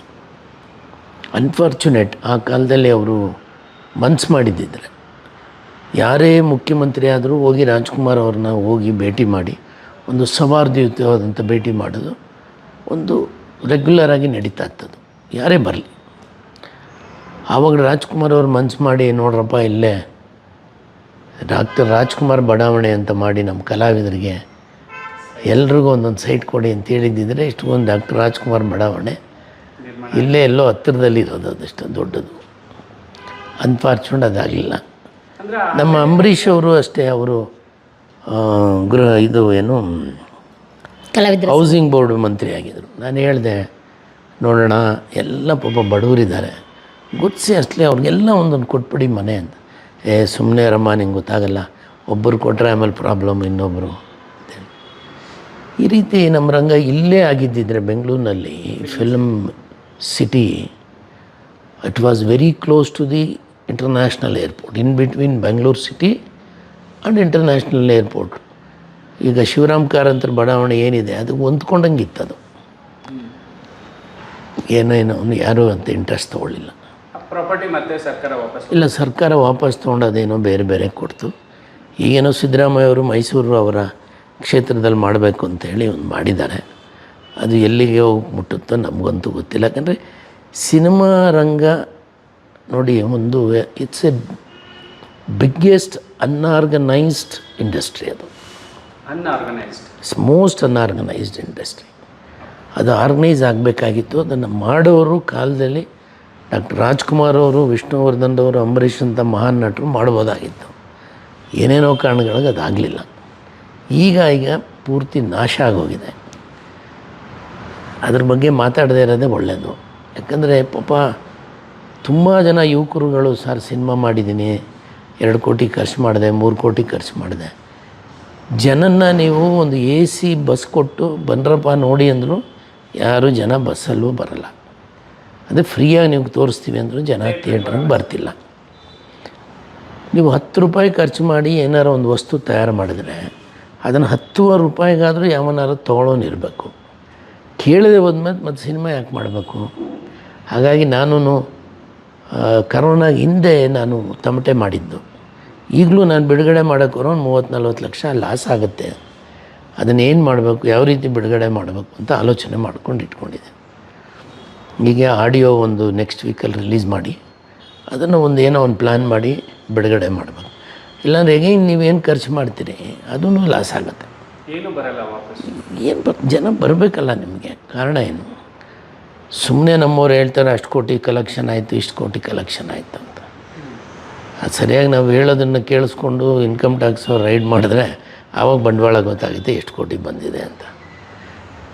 ನಮ್ಮ ಸಿನಿಮಾ ರಂಗದಲ್ಲಿ ಮೊದಲಿಂದನೂ ಏನು ಅಂಥ ಒಳ್ಳೆ ಸೌಹಾರ್ದಯುತವಾದಂಥ ವಾತಾವರಣ ಇಲ್ಲ. ಯಾರೋ ಒಬ್ಬ ಹೀರೋ ಸಿನಿಮಾ ಬಿಡುಗಡೆ ಆದರೆ ಬೇರೆ ಹೀರೋಗಳೆಲ್ಲ ಹೋಗಿ ಪೂಜೆ ಮಾಡಿಸ್ತಾಯಿದ್ರು. ಏನಕ್ಕಂದರೆ ಆ ಸಿನಿಮಾ ಡಬ್ಬ ಆಗೋಗಲಿ ಅಂತ. ಅಂಥ ವಾತಾವರಣ ನಾನು ಕಣ್ಣಾರೆ ಕಂಡಿದ್ದೀನಿ. ಮೊದಲೆಲ್ಲ ಏನು ಅಂಥ ಬೇರೆ ಬೇರೆ ರೀತಿಯಾದಂಥ ಮನರಂಜನೆಗಡೆ ಜನರು ಇರ್ತಿರಲಿಲ್ಲ. ಆವಾಗ ನನಗೆ ಗೊತ್ತಿದ್ದಂಗೆ ಎಲ್ಲ ವರ್ಗದ ಜನರಿಗೆ ಸಿನಿಮಾನೇ ಒಂದು ದೊಡ್ಡ ಮನರಂಜನೆ ಆಗಿದ್ದಿತ್ತು. ನಾಟಕಗಳಿತ್ತು, ವಾದ್ಯಗೋಷ್ಠಿಗಳು ಇತ್ತು, ಬೇರೆ ಬೇರೆ ಎಲ್ಲ ರೀತಿಯಾದಂಥ ಮನರಂಜನೆಗಳಿದ್ದರೂ ಸಹ ಆ ಸಿನಿಮಾ ಆಕರ್ಷಣೆ ಇತ್ತಲ್ಲ ಅದು ಭಾಳ ಪ್ರಬಲವಾಗಿತ್ತು. ತುಂಬ ಪ್ರಬಲವಾದ ಮಾಧ್ಯಮ ಅಂದರೆ ಸಿನಿಮಾ. ಆಗ ನಂತರದ ದಿನಗಳಲ್ಲಿ ಏನಾಯಿತು, ಅದು ಬೇರೆ ಬೇರೆ ರೀತಿಯಲ್ಲಿ ಇದಾಗ್ತಾ ಹೋಯಿತು. ಈಗ ಬೆಂಗಳೂರು ಮಹಾನಗರದಲ್ಲಿ ನೋಡಿ ಎಲ್ಲ ಒಂದೊಂದು ಏರಿಯಾಗ ಒಂದೊಂದು ಕ್ಲಬ್ಗಳಿದೆ. ಅದಕ್ಕೆ ಕೆಲವರು ಆಟ ಆಡೋರು ಆಟ ಆಡ್ತಾರೆ, ಸ್ಪೀಡ್ ಆಡೋರು ಸ್ಪೀಡ್ ಆಡ್ತಾರೆ, ಕೂತು ಗುಂಡಾಕೋರು ಗುಂಡಾಕ್ತಾರೆ. ತಮ್ಮದೇ ಆದ ಸಂಜೆ ನಂತರ ಮೊದಲೆಲ್ಲ ಒಂದು ಸಂಜೆ ಅಂದರೆ ಒಂದು ಸಿನಿಮಾ ನೋಡೋಣಪ್ಪ, ಇವತ್ತು ನೀನು ಯಾವ ಸಿನಿಮಾ ನೋಡಿದೆ, ಇಲ್ಲ ನಾಳೆ ನಾನು ಆ ಸಿನಿಮಾ ನೋಡ್ತೀನಿ ಅನ್ನೋಂಥ ಒಂದು ಪರಿಪಾಠ ಆಯಿತು. ಈಗ ಅದೆಲ್ಲ ಹೋಯ್ತು. ಆಮೇಲೆ ಯಾವಾಗ TV ಸೀರಿಯಲ್ಸು ಅದಕ್ಕೆ ಸ್ವಲ್ಪ ಜನ ಫ್ರೀಯಾಗಿ ತಮಗೆ ಬೇಕಾಗಿರೋ ಸಿಗ್ತಾಯಿತ್ತು, ಅದಕ್ಕೆ ಒಗ್ಗಣಿಕೆ ಮಾಡಿಕೊಂಡ್ರು, ಅದಕ್ಕೆ ಒಗ್ಗಿ ಹೋದರು ಜನ. ಸೊ ಈಗ ಸಿನಿಮಾ ಥಿಯೇಟ್ರಿಗೆ ಜನ ಬರಲಿಲ್ಲ. ಮೊನ್ನೆ ಯಾವುದೋ ಒಂದು ಸೋಷಿಯಲ್ ಮೀಡಿಯಲ್ಲಿ ನೋಡ್ತಿದ್ದೆ, ಜನ ನನ್ನ ಸಿನಿಮಾಗೆ ಬಂದೇ ಇಲ್ಲ ಅಂತ ಗೊಳೋ ಅಂತ ಹೇಳ್ತಾರೆ. ಸೊ ನೋಡಿ, ಜನ ಬರೋ ರೀತಿಯಲ್ಲಿ ಸಿನಿಮಾ ಮಾಡಬೇಕು ನಿಜ, ಬಟ್ ಯಾವ ರೀತಿ ಮಾಡ್ತೀರಿ ಅದನ್ನ? ಯಾವುದು ಕಂಟೆಂಟ್ ಕೊಡಬೇಕು? ನಿಮ್ಗನ್ಸುತ್ತೆ ಈಗಿನ ಜನ್ರೇಷನ್ಗೆ ಯಾವುದು ಸರ್ ಕಂಟೆಂಟು? ಆ ಸತ್ಯ ಯಾರಿಗಾರು ಗೊತ್ತಾಗಿದ್ದಿದ್ರೆ ಎಲ್ಲರೂ ಹಿಟ್ ಸಿನಿಮಾನೇ ಮಾಡಲ್ಲ ಅಲ್ವಾ? ಅದೇ ಒಂದು ನಿಮ್ಮ ಲಕ್. ನೋಡಿ, ರಾಜಕೀಯ ಮತ್ತು ಸಿನಿಮಾ ರಂಗ ಒಂದು ನಾಣ್ಯದ 2 ಮುಖ ಇದ್ದಂಗೆ. ಆ ಎರಡೂ ಕ್ಷೇತ್ರ ಎಲ್ಲರನ್ನ ಕೈ ಬೀಸಿ ಕರೀತೆ, ಬನ್ನಿ ಬನ್ನಿ ಬನ್ನಿ ಅಂತ. ಸಿನಿಮಾ ರಂಗದಲ್ಲಿ ಸಿನಿಮಾ ರಂಗ ಯಾರನ್ನು ಒಪ್ಕೊಳ್ಳುತ್ತೆ ಅವರು ಒಂದು ಕ್ಯಾರೆಕ್ಟರ್ ಆರ್ಟಿಸ್ಟ್ ಆಗ್ತಾರೆ, ಅಣ್ಣ ಅತ್ತಿಗೆ ಅಥವಾ ಸಪೋರ್ಟಿಂಗ್ ಆರ್ಟಿಸ್ಟು. ಸಿನಿಮಾ ರಂಗ ಯಾರನ್ನು ಅಪ್ಕೊಳ್ಳುತ್ತೆ ಅವರು ಸ್ಟಾರ್ ನಟರಾಗ್ತಾರೆ. ಅದೇ ರೀತಿ ರಾಜಕೀಯದಲ್ಲೂ ಅಷ್ಟೇ. ಯಾವುದು ರಾಜಕೀಯ ರಂಗ ಅವರನ್ನು ಒಪ್ಕೊಳ್ಳುತ್ತೆ ಅವರೆಲ್ಲ ಒಂದು ಸಣ್ಣ ಪುಟ್ಟ ಸೆಕೆಂಡ್ ಲೈನ್ ಲೀಡ್ರು, ಥರ್ಡ್ ಲೈನ್ ಲೀಡರ್ಸ್ ಆಗ್ತಾರೆ. ಅದು ಆ ರಂಗ ಯಾರನ್ನು ಅಪ್ಕೊಳ್ಳುತ್ತೆ ಅವನು ಮಂತ್ರಿ ಆಗಬಲ್ಲ, ಅದು ಬಹಳ ದೊಡ್ಡ ಒಬ್ಬ ರಾಜಕೀಯ ನಾಯಕ ಆಗಬಲ್ಲ. ಸರ್, ನೀವೊಂದು ರೆಕಾರ್ಡಿಂಗ್ ಸ್ಟುಡಿಯೋ ಮಾಡಿದ್ರಿ ಅಂದರೆ ಶಂಕರ್ ನಾಗ್ ಅವರ ಕನಸಲ್ಲಿ ರೆಕಾರ್ಡಿಂಗ್ ಸ್ಟುಡಿಯೋ ಅಂದರೆ ಕರ್ನಾಟಕಕ್ಕೆ ತರಬೇಕಂದ್ರೆ ನಂದು ಒಂದು ಕನಸು. ಏನು ಚಾಲೆಂಜಸ್ ಇತ್ತು ಸರ್ ಆಗ? ಅವಾಗೆಲ್ಲಿ ಚಾಲೆಂಜಸ್ ಇದ್ದಿದ್ದು ಒಳ್ಳೆ ಒಳ್ಳೆ ವಾದ್ಯಗಾರರು ಬೇಕಾಗಿತ್ತು, ವೈಲಿನಿಸ್ಟ್ಗಳಿರ್ತಿರಲಿಲ್ಲ. ನಾವು ಆ ಸಂದರ್ಭದಲ್ಲಿ ಚೆನ್ನೈಯಿಂದನೇ ವೈಲಿನಿಸ್ಟ್ಗಳನ್ನು ಕರೆಸ್ತಿದ್ರು. ತುಂಬ ಒಳ್ಳೊಳ್ಳೆ ವಾದ್ಯಗಾರರು ಬೇಕಾದಾಗ ಅಲ್ಲಿಂದ ಕರೆಸುವಂಥ ಒಂದು ವಾಡಿಕೆ ಇತ್ತು. ಯಾಕಂದರೆ ಇಲ್ಲೇ ಎಲ್ಲ ಆಗಬೇಕು, ಇಲ್ಲಾದರೆ ಮಾತ್ರ ಸಬ್ಸಿಡಿ ಕೊಡ್ತೀವಿ ಅನ್ನೋಂಥ ಒಂದು ಸರ್ಕಾರದ ಒಂದು ಇದಿತ್ತು. ಆ ಹಿಂದೆ ಕೆಂಪರಾಜ್ ಅರಸ್ ಅಂತೇಳಿ ಕರ್ನಾಟಕ ಫಿಲ್ಮ್ ಡೆವಲಪ್ಮೆಂಟ್ ಕಾರ್ಪೊರೇಷನ್ಗೆ ಅವರು ಅಧ್ಯಕ್ಷರಾಗಿದ್ದರು, ದೇವರಾಜ್ ಅರಸು ಅವ್ರ ಪೀರಿಯಡು. ಆಗ ಸರ್ಕಾರನೇ 4 ಸಿನಿಮಾನು ಪ್ರೊಡ್ಯೂಸ್ ಮಾಡಿದ್ರಲ್ಲಿ. ಉಪೇಂದ್ರ ಕುಮಾರ್ ಅವರು ಒಂದು ಸಂಗೀತ ಮಾಡಿದಾಗ ನಾನು ನುಡಿಸಿದ್ದೆ, ರಂಗರಾವ್ ಅವರು ಒಂದು ಮಾಡಿದರು ಅಂತ ಕಾಣುತ್ತೆ. ಬೇರೆ ಯಾರು ಒಟ್ಟು 4 ಸಿನಿಮಾ ಪ್ರೊಡ್ಯೂಸ್ ಮಾಡಿ ನಂಗೆ ಚೆನ್ನಾಗಿ ನೆನಪಿದೆ. ಯಾಕಂದ್ರೆ ನಾನೊಂದು 2 ಮ್ಯೂಸಿಕ್ ಡೈರೆಕ್ಟ್ರ್ ಜೊತೆ ನಾನು ವಾದ್ಯಗಾರನಾಗಿ ನುಡಿಸಿದ್ದೀನಿ ನನ್ನ ನೆನಪಿದೆ. ಹಾಗೆ ನೋಡಿದ್ರೆ ಕ್ಯಾಸೆಟ್ ಅಂದರೆ ನಮ್ಮ ಕುರಿಗಳು ಸಾರ್ ಕುರಿಗಳು ಅಂತ ಮೈಸೂರು ಅನಂತ ಸ್ವಾಮಿ ಅವರು ಪ್ರಭಾತ್ ಸ್ಟುಡಿಯೋಸಲ್ಲಿ ಮಾಡಿದ್ದು, ಅದರಲ್ಲೂ ನಾನು ಟ್ರಂಪೆಟ್ ವಾದ್ಯಗಾರನಾಗಿ ನುಡಿಸಿದ್ದೀನಿ. ಆ ಕ್ಯಾಸೆಟಲ್ಲಿ ತುಂಬ ಕ್ಯಾಸೆಟ್ಸು ಯುಗನೇ ಒಂದಿತ್ತು. ನಾವು ಡಾಕ್ಟರ್ ರಾಜ್ ಗಾನ ತರಂಗ ಮತ್ತು ರಾಜ್ಕುಮಾರ್ ಅವ್ರ ಮೇಲೇ ಒಂದಷ್ಟು ಹಾಡುಗಳು ಮಾಡಿದ್ದು, ಮತ್ತು ಜಾನಪದ ಗೀತೆಗಳು, ಭಕ್ತಿ ಗೀತೆಗಳು, ಅಷ್ಟದೇವಿ ಭಕ್ತಿಮಾಲಾ ಅಂತ ಪಿ ಶಿವಶಾಲ ಅವರು ನನ್ನ ಮ್ಯೂಸಿಕ್ ಡೈರೆಕ್ಷನಲ್ಲಿ ಆಡಿದ್ದು. ಅದು 4 ಲ್ಯಾಂಗ್ವೇಜಲ್ಲಿ ಕನ್ನಡ, ಹಿಂದಿ, ತಮಿಳ್, ತೆಲುಗುನಲ್ಲಿ ಮಾಡಿದ್ದಾಯಿತು. ಸೊ ಆಗ ಒಂದು ಕ್ಯಾಸೆಟ್ಟಿನ ಒಂದು ದೊಡ್ಡ ಪ್ರಪಂಚ ಆಯಿತು. ನಾನೇ 170ಕ್ಕೂ ಹೆಚ್ಚು ಕ್ಯಾಸೆಟ್ಗಳು ಮಾಡಿದ್ದೇನೆ. ಆವಾಗ ಅದು ನಿಮ್ಗೆ ಹೇಳಿದ್ನಲ್ಲ, ಜಾನಪದ, ಡಿಸ್ಕೋ, 1, 2, 3, 4 ಇನ್ಸ್ಟ್ರೂಮೆಂಟಲ್ಸ್, ಮತ್ತು ತುಂಬ ಯಾವ್ಯಾವುದೋ. ಆವಾಗ ನಮ್ಮದು ಆಮೇಲೆ ನಂದೊಂದು ಡಿಜಿಟಲ್ ರೆಕಾರ್ಡಿಂಗ್ ಸ್ಟುಡಿಯೋ ಮಾಡಿದ್ದೆ, sound and music digital recording studio. ನಮ್ಮ ಸ್ಟುಡಿಯೋನಲ್ಲೇ ಸುಮಾರು 100 ಕ್ಯಾಸೆಟ್ಸ್ಗಳಾಗಿದೆ, ಸಿನಿಮಾಗಳಾಗಿದೆ. ನಾನು ಹೆಚ್ಚು ಕಡಿಮೆ 2007 ಅಂದರೆ 15 ವರ್ಷ ಆಗೋಯ್ತು. ನಾನು 17 ಅಲ್ಲ 17 ವರ್ಷ ಆಯಿತು ಆ ಫೀಲ್ಡ್ ಬಿಟ್ಟು. ನೋಡಿ, ನಾನು ಮ್ಯೂಸಿಕ್ ಡೈರೆಕ್ಷನ್ ಮಾಡ್ತಿದ್ದೆ ಯಾವುದೋ ಒಂದು ಸಿನಿಮಾ. ನಾನು ಆ ಪ್ರೊಡ್ಯೂಸರ್ ಬಂದು, ಸರ್ ನೀವು ಸ್ಮಾರ್ಟಾಗಿದ್ದೀರ, ನೀವೇ ಹೀರೋ ಆಗಿ ಮಾಡ್ಬೋದಲ್ಲ ಅಂಥೇಳಿ ಅವರು ನಮ್ಮನ್ನು ಹೀರೋ ಮಾಡಿದ್ರು. ಸೊ ನಾವು ಮೊದಲಿಂದ ಬರವಣಿಗೆ ಇದ್ದಿದ್ದರಿಂದ ಒಂದಷ್ಟು ಕಥೆಗಳು ಬರೆಯೋದು, ಅದನ್ನೆಲ್ಲ ಮಾಡೋಂಥದ್ದು. ನಾವೆಲ್ಲ ಒಂದು ಕ್ರಿಯೇಟಿವ್ ಲೋಕದಲ್ಲಿ ಇದ್ದಿದ್ದರಿಂದ, ಮ್ಯೂಸಿಕ್ ಈಸ್ ಆಲ್ಸೋ ಕ್ರಿಯೇಟಿವಿಟಿ, ಬರವಣಿಗೆ ಅದು ಸಿನಿಮಾ ಮಾಡೋದು ಒಂದು ಕ್ರಿಯೇಟಿವ್. ಹಾಗಾಗಿ ಅದರಲ್ಲೇ ಒಂದು ಆಸಕ್ತಿ ನನಗೀಗಲೂ. It's a passion. ಸಿನಿಮಾ ಬಿಡುಗಡೆ ಮಾಡೋದಕ್ಕೆ ಎಷ್ಟು ತೊಂದರೆ ಇದೆ, ಸಿನಿಮಾ ಮಾಡೋದು ಎಷ್ಟು ಇದ್ದರೂ ಈಗಲೂ ನಾನು ಮೊನ್ನೆ ಒಂದು ಸಿನಿಮಾ ಮಾಡಿದ್ದೀನಿ. It's a passion for us. ಮಾಡಲೇಬೇಕು, ಸುಮ್ಮನೆ ಇರಲಿಕ್ಕಾಗಲ್ಲ ಅನ್ನಂತ. ನಿಮ್ಮ ಮಗನ ಸಿನಿಮಾ ಚಾಯ್ಸ್ ಮಯೂರ್ ಪಟೇಲ್ ಅವ್ರದ್ದು? ಮಯೂರ್ ನಾನು ಇಂಟ್ರೊಡ್ಯೂಸ್ ಮಾಡಲೇ ಇಲ್ಲ. ಅವನು ಬಾಂಬೆನಲ್ಲಿ ಕಲೀಲಿಕ್ಕೆ ಹೋದ. ಅವನು ಆ್ಯಕ್ಚುಲಿ ಅವನು ಈ ಫೀಲ್ಡ್ಗೆ ಬರಬಾರ್ದು, ಅವನನ್ನೊಬ್ಬನ IAS ಅಧಿಕಾರಿ ಮಾಡಬೇಕು ಅಂತ ಹೇಳಿ ಅವನು ಊಟಿನಲ್ಲಿ ಓದಿಸ್ತಾನೆ. ಅವನು ಊಟಿನಲ್ಲಿ ಚೆನ್ನಾಗಿ ಓದ್ಕೊಂಡು ಬಂದರೆ ಅವ್ನು ಟ್ರಂಕ್ ತುಂಬ ಬರೀ ಡ್ಯಾನ್ಸ್ದು, ಆ್ಯಕ್ಟಿಂಗ್ದು, ಅದು ಇದು ಗೆದ್ದಿರೋಂಥ ಅವಾರ್ಡ್ಗಳೇ ತೋರಿಸ್ತಾನೆ. ಇಲ್ಲ, ನಾನು ಈ ಫೀಲ್ಡಲ್ಲಿ ಹೋಗ್ತೀನಿ. ಸರಿ ಹೋಗಪ್ಪ. ದೆನ್ ಅವನು ಚೆನ್ನೈನಲ್ಲೂ ಹೋಗಿದ್ದ. ದೆನ್ ಬಾಂಬೆನಲ್ಲಿ ಕಲಿತಿದ್ದಾಗ ಅಲ್ಲಿಂದ ನೇರವಾಗಿ ಅವನು ಆಯ್ಕೆ ಆಗಿದ್ದು, ನೇರವಾಗಿದ್ದು ಒಂದು ತೆಲುಗು ಸಿನಿಮಾ, ಪ್ರಿಯದರ್ಶಿನಿ ಅಂತ. I remember. Is A hero for A Telugu film. First ಅವನು ಹೀರೋಗೆ ಆ್ಯಕ್ಟ್ ಮಾಡಿದ್ದು. ಅಂದರೆ ಕನ್ನಡದಲ್ಲಿ ಡೆಬ್ಯೂ ಮಾಡಲೇ ಇಲ್ಲ, ಡೈರೆಕ್ಟ್ ತೆಲುಗು. ಫಸ್ಟು ಅವ್ನು ತೆಲುಗುನಲ್ಲಿ ಮಾಡಿದ್ರು. ಅವ್ನು ಮಾಡ್ತಾ ಇದ್ದಾನೆ ಅಂತ ಗೊತ್ತಾದಾಗಲೇ ಇಲ್ಲಿ ಕನ್ನಡದಲ್ಲಿ ಇವರು ಯಾರೋ ದೇವರಾಜ್ ಭಟ್ ಮೊದಲನೇ ಸಿನಿಮಾ, ಮಯೂರ್ದು ಮಣಿ ಅಂತೇಳಿ ಒಂದು ಸಿನಿಮಾ, ಕನ್ನಡದಲ್ಲೇ ಒಂದು ಫಸ್ಟ್ ಫಿಲಮ್ ಒಂದು. 2ನೇ ಸಿನಿಮಾ ಸಾರಾ ಗೋವಿಂದು ಅವ್ರ ಪ್ರೊಡಕ್ಷನ್ನು, ನಮ್ಮ ಮಯೂರ್ ಮತ್ತು ಇವರು ಯಾರು ಸುದೀಪ್, ಕರೆಕ್ಟ್, ಸುದೀಪ್, ನಾಟ್ ದರ್ಶನ್. ಸುದೀಪ್ ಮತ್ತು ಮಯೂರ್ ಇಬ್ಬರು ಆ್ಯಕ್ಟ್ ಮಾಡಿದ್ದಾರೆ ಆ ಸಿನಿಮಾಲಿ. ಯಾವುದಪ್ಪ ಅದು, ಗುನ್ನ ಅಂತ. ಅದಾದ್ಮೇಲೆ ಬೇರೆ ಯಾರೋ ಪ್ರೊಡ್ಯೂಸರ್ ಉಡೀಸ್ ಅಂತ. ಅದಾದಮೇಲೆ ನಾನು ಅವನ್ನ ಲವ್ ಸ್ಟೋರಿನಲ್ಲಿ ನಾನು ಪ್ರೊಡ್ಯೂಸ್ ಮಾಡಿದ ಪಿಕ್ಚರ್. ಎಲ್ಲ ರಾ ಟೈಟ್ಲ್ಗಳ ಮಧ್ಯೆ ಈ ಲವ್ ಸ್ಟೋರಿ ಹೇಗೆ ಉಟ್ಕೊಂತು ಸರ್? ಇಲ್ಲ, ನಾನು ಮೊದಲಿಂದನೂ ಆ ಸಿನಿಮಾನ ಕನ್ನಡದಲ್ಲಿ ಬಂದಿಲ್ಲ, ಮಾಡಬೇಕು ಅಂತ ಆಸೆ ಇತ್ತು. ಏಕ್ ದೂಜೆಕಿಲಿ ಮರೋ ಚರಿತ್ರ ತೆಲುಗುನಲ್ಲಿ ಬಂದಿತ್ತು. ಇದನ್ನು ಮಾಡಲೇಬೇಕು ಅಂತ ನನಗೊಂದು ಆಸೆ ಇತ್ತು ಅದು ಸಿನಿಮಾನ. ಆಗ ನಾನು ಕೆ ಬಾಲಚಂದರ್ ಅವ್ರ ಹತ್ರ ಮಾತಾಡಿದೆ. ಅವರೆಲ್ಲ ನೀವು ಮಾಡಿ, ನನಗೇನು ತೊಂದರೆ ಇಲ್ಲ ಅಂತೇಳಿ ಅವ್ರು ರೈಟ್ಸ್ ಕೊಟ್ಟರು. ಅವ್ರು ರೈಟ್ಸ್ ತೊಗೊಂಡು ನಾನು ಕನ್ನಡದಲ್ಲಿ ಮಾಡಿದೆ. ತಮಿಳಿನಲ್ಲೇ ಆಗಿರಲಿಲ್ಲ ಇನ್ಫ್ಯಾಕ್ಟ್ ಅದು. ಅದನ್ನು ಅವ್ರು ತಮಿಳ್ ಡೈರೆಕ್ಟ್ರ್ ಆಗಿದ್ದರು. ಸರ್, ಇದನ್ನು ತಮಿಳಿನಲ್ಲೇ ಮಾಡೋಣ, ಕನ್ನಡ ಮತ್ತು ತಮಿಳು 2 ಲ್ಯಾಂಗ್ವೇಜಲ್ಲಿ ಮಾಡಿದ್ದು. It's a big hit picture, ನಿಮಗೆ ಗೊತ್ತಲ್ಲ. ಸರ್ ನಿಮ್ಮದು ಒಂದು ಸಿನಿಮಾ ಕಾಂಟ್ರವರ್ಸಿ ಆಯ್ತಲ್ಲ ಸರ್, ಸ್ವಾಮೀಜಿದು. ಸ್ವಾಮಿ ಸತ್ಯಾನಂದ. ಏನು ಸರ್ ಅದು ಕತೆ? ಇನ್ನೂ ಕೇಸ್ ನಡೀತಿದೆ ಅದು. ಹೌದಾ? ಏನು ಕತೆ ಅದು? ಕೇಸ್ ಹಾಕಿ ಎಲ್ಲೋ ಹೋದ, ಬಟ್ ಎಲ್ಲರೂ ಹೇಳೋದು ಮದನ್ ಪಟೇಲ್ರ ನೀವು ಸಿನಿಮಾ ಮಾಡಿ ಅವನ್ನ ದೇಶನೇ ಬಿಡಿಸ್ಬಿಟ್ರಿ ಅಂತ. BBC ಅವರು ಬಂದು ನನ್ನ ಇಂಟ್ರ್ಯೂ ಮಾಡಿದರು ಆ ಒಂದು ವಿಷಯದಲ್ಲಿ. ನೋಡ್ರಿ, ನಾವೆಲ್ಲ ಹಿಂದೂಗಳೇ. ಅದೇ ಧರ್ಮವನ್ನು ಆಧಾರ ಮಾಡಿಕೊಂಡು ನಾನೇ ಕೃಷ್ಣ ನೀನೇ ರಾಧೆ ಅಥವಾ ನಾನೇ ರಾಮ ನೀನೇ ಸೀತೆ ಅಂತ ಹೆಣ್ಮಕ್ಳನ್ನ ಮೋಸ ಮಾಡೋದು, ದೌರ್ಜನ್ಯ ಮಾಡೋದು ನಮಗೆ ಇಷ್ಟ ಆಗಲಿಲ್ಲ. ನನ್ನ ಹತ್ರ ಆಗ ನಾನು ಅಪ್ಕಮಿಂಗ್, ನಾನು ರಾಜಕೀಯದಲ್ಲಿ ಭಾಳ ಪ್ರವರ್ಧಮಾನಕ್ಕೆ ಬರ್ತಿದ್ದಂಥ ಸಂದರ್ಭ. ಒಂದಷ್ಟು ಜನ ಯಾರೋ ಕರ್ಕೊಂಡು ಬಂದು ಇಬ್ಬರು ಹೆಣ್ಮಕ್ಳನ್ನ, ಸರಿ ಇವು ಹೆಣ್ಮಕ್ಳನ್ನ ತುಂಬ ಮೋಸ ಮಾಡಿದ್ದಾನೆ ಆಶ್ರಮದಲ್ಲಿ ಅಂತ ಹೇಳಿ ಅವ್ರ ಕತೆ ಕೇಳಿದ್ಮೇಲೆ ಆಲ್ ಆಫ್ ಎ ಸಡನ್ ಅವರ ಡ್ರೈವರ್ ಒಬ್ಬ ಬಂದು ನನ್ನನ್ನು ಕಾಂಟ್ಯಾಕ್ಟ್ ಮಾಡಿದ. ಅವನಿಗೆ ಪರ್ಮನೆಂಟ್ ಡ್ರೈವರ್ ಇದ್ದ, ಅವನೇ ಅದನ್ನು ಎಕ್ಸ್ಪೋಸ್ ಮಾಡಿದ್ದ, ಕ್ಯಾಮ್ರಾ ಎಲ್ಲ ಇಟ್ಟು. ಅವನು ಬಂದು, ಸರ್ ಹಿಂಗಿದೆ, ನನಗೆ ತುಂಬ ಭಯ ಇದೆ, ನನ್ನ ಮೇಲೆ ಅವರು ಮರ್ಡರ್ ಮಾಡೋ ಚಾನ್ಸಸ್ ಇದೆ, ನೀವೆಲ್ಲ ನಂಗೆ ರಕ್ಷಣೆ ಕೊಡಿ. ಆಯ್ತಪ್ಪ, ನೀನೆಲ್ಲ ಕೊಡು, ನಿನ್ಗೆ ಏನೇನು ನಡೀತು, ನಾನು ಒಂದು ಚಿತ್ರಕಥೆ ಮಾಡಿ ಒಂದು ಸಿನಿಮಾನೇ ಮಾಡ್ತೀನಿ ಅಂತ ಮಾಡಿದೆ. ಬಟ್ ಬೇಸಿಕಲಿ ಆತ ಭಾಳ ಪ್ರಚಾರ ಪ್ರಿಯ.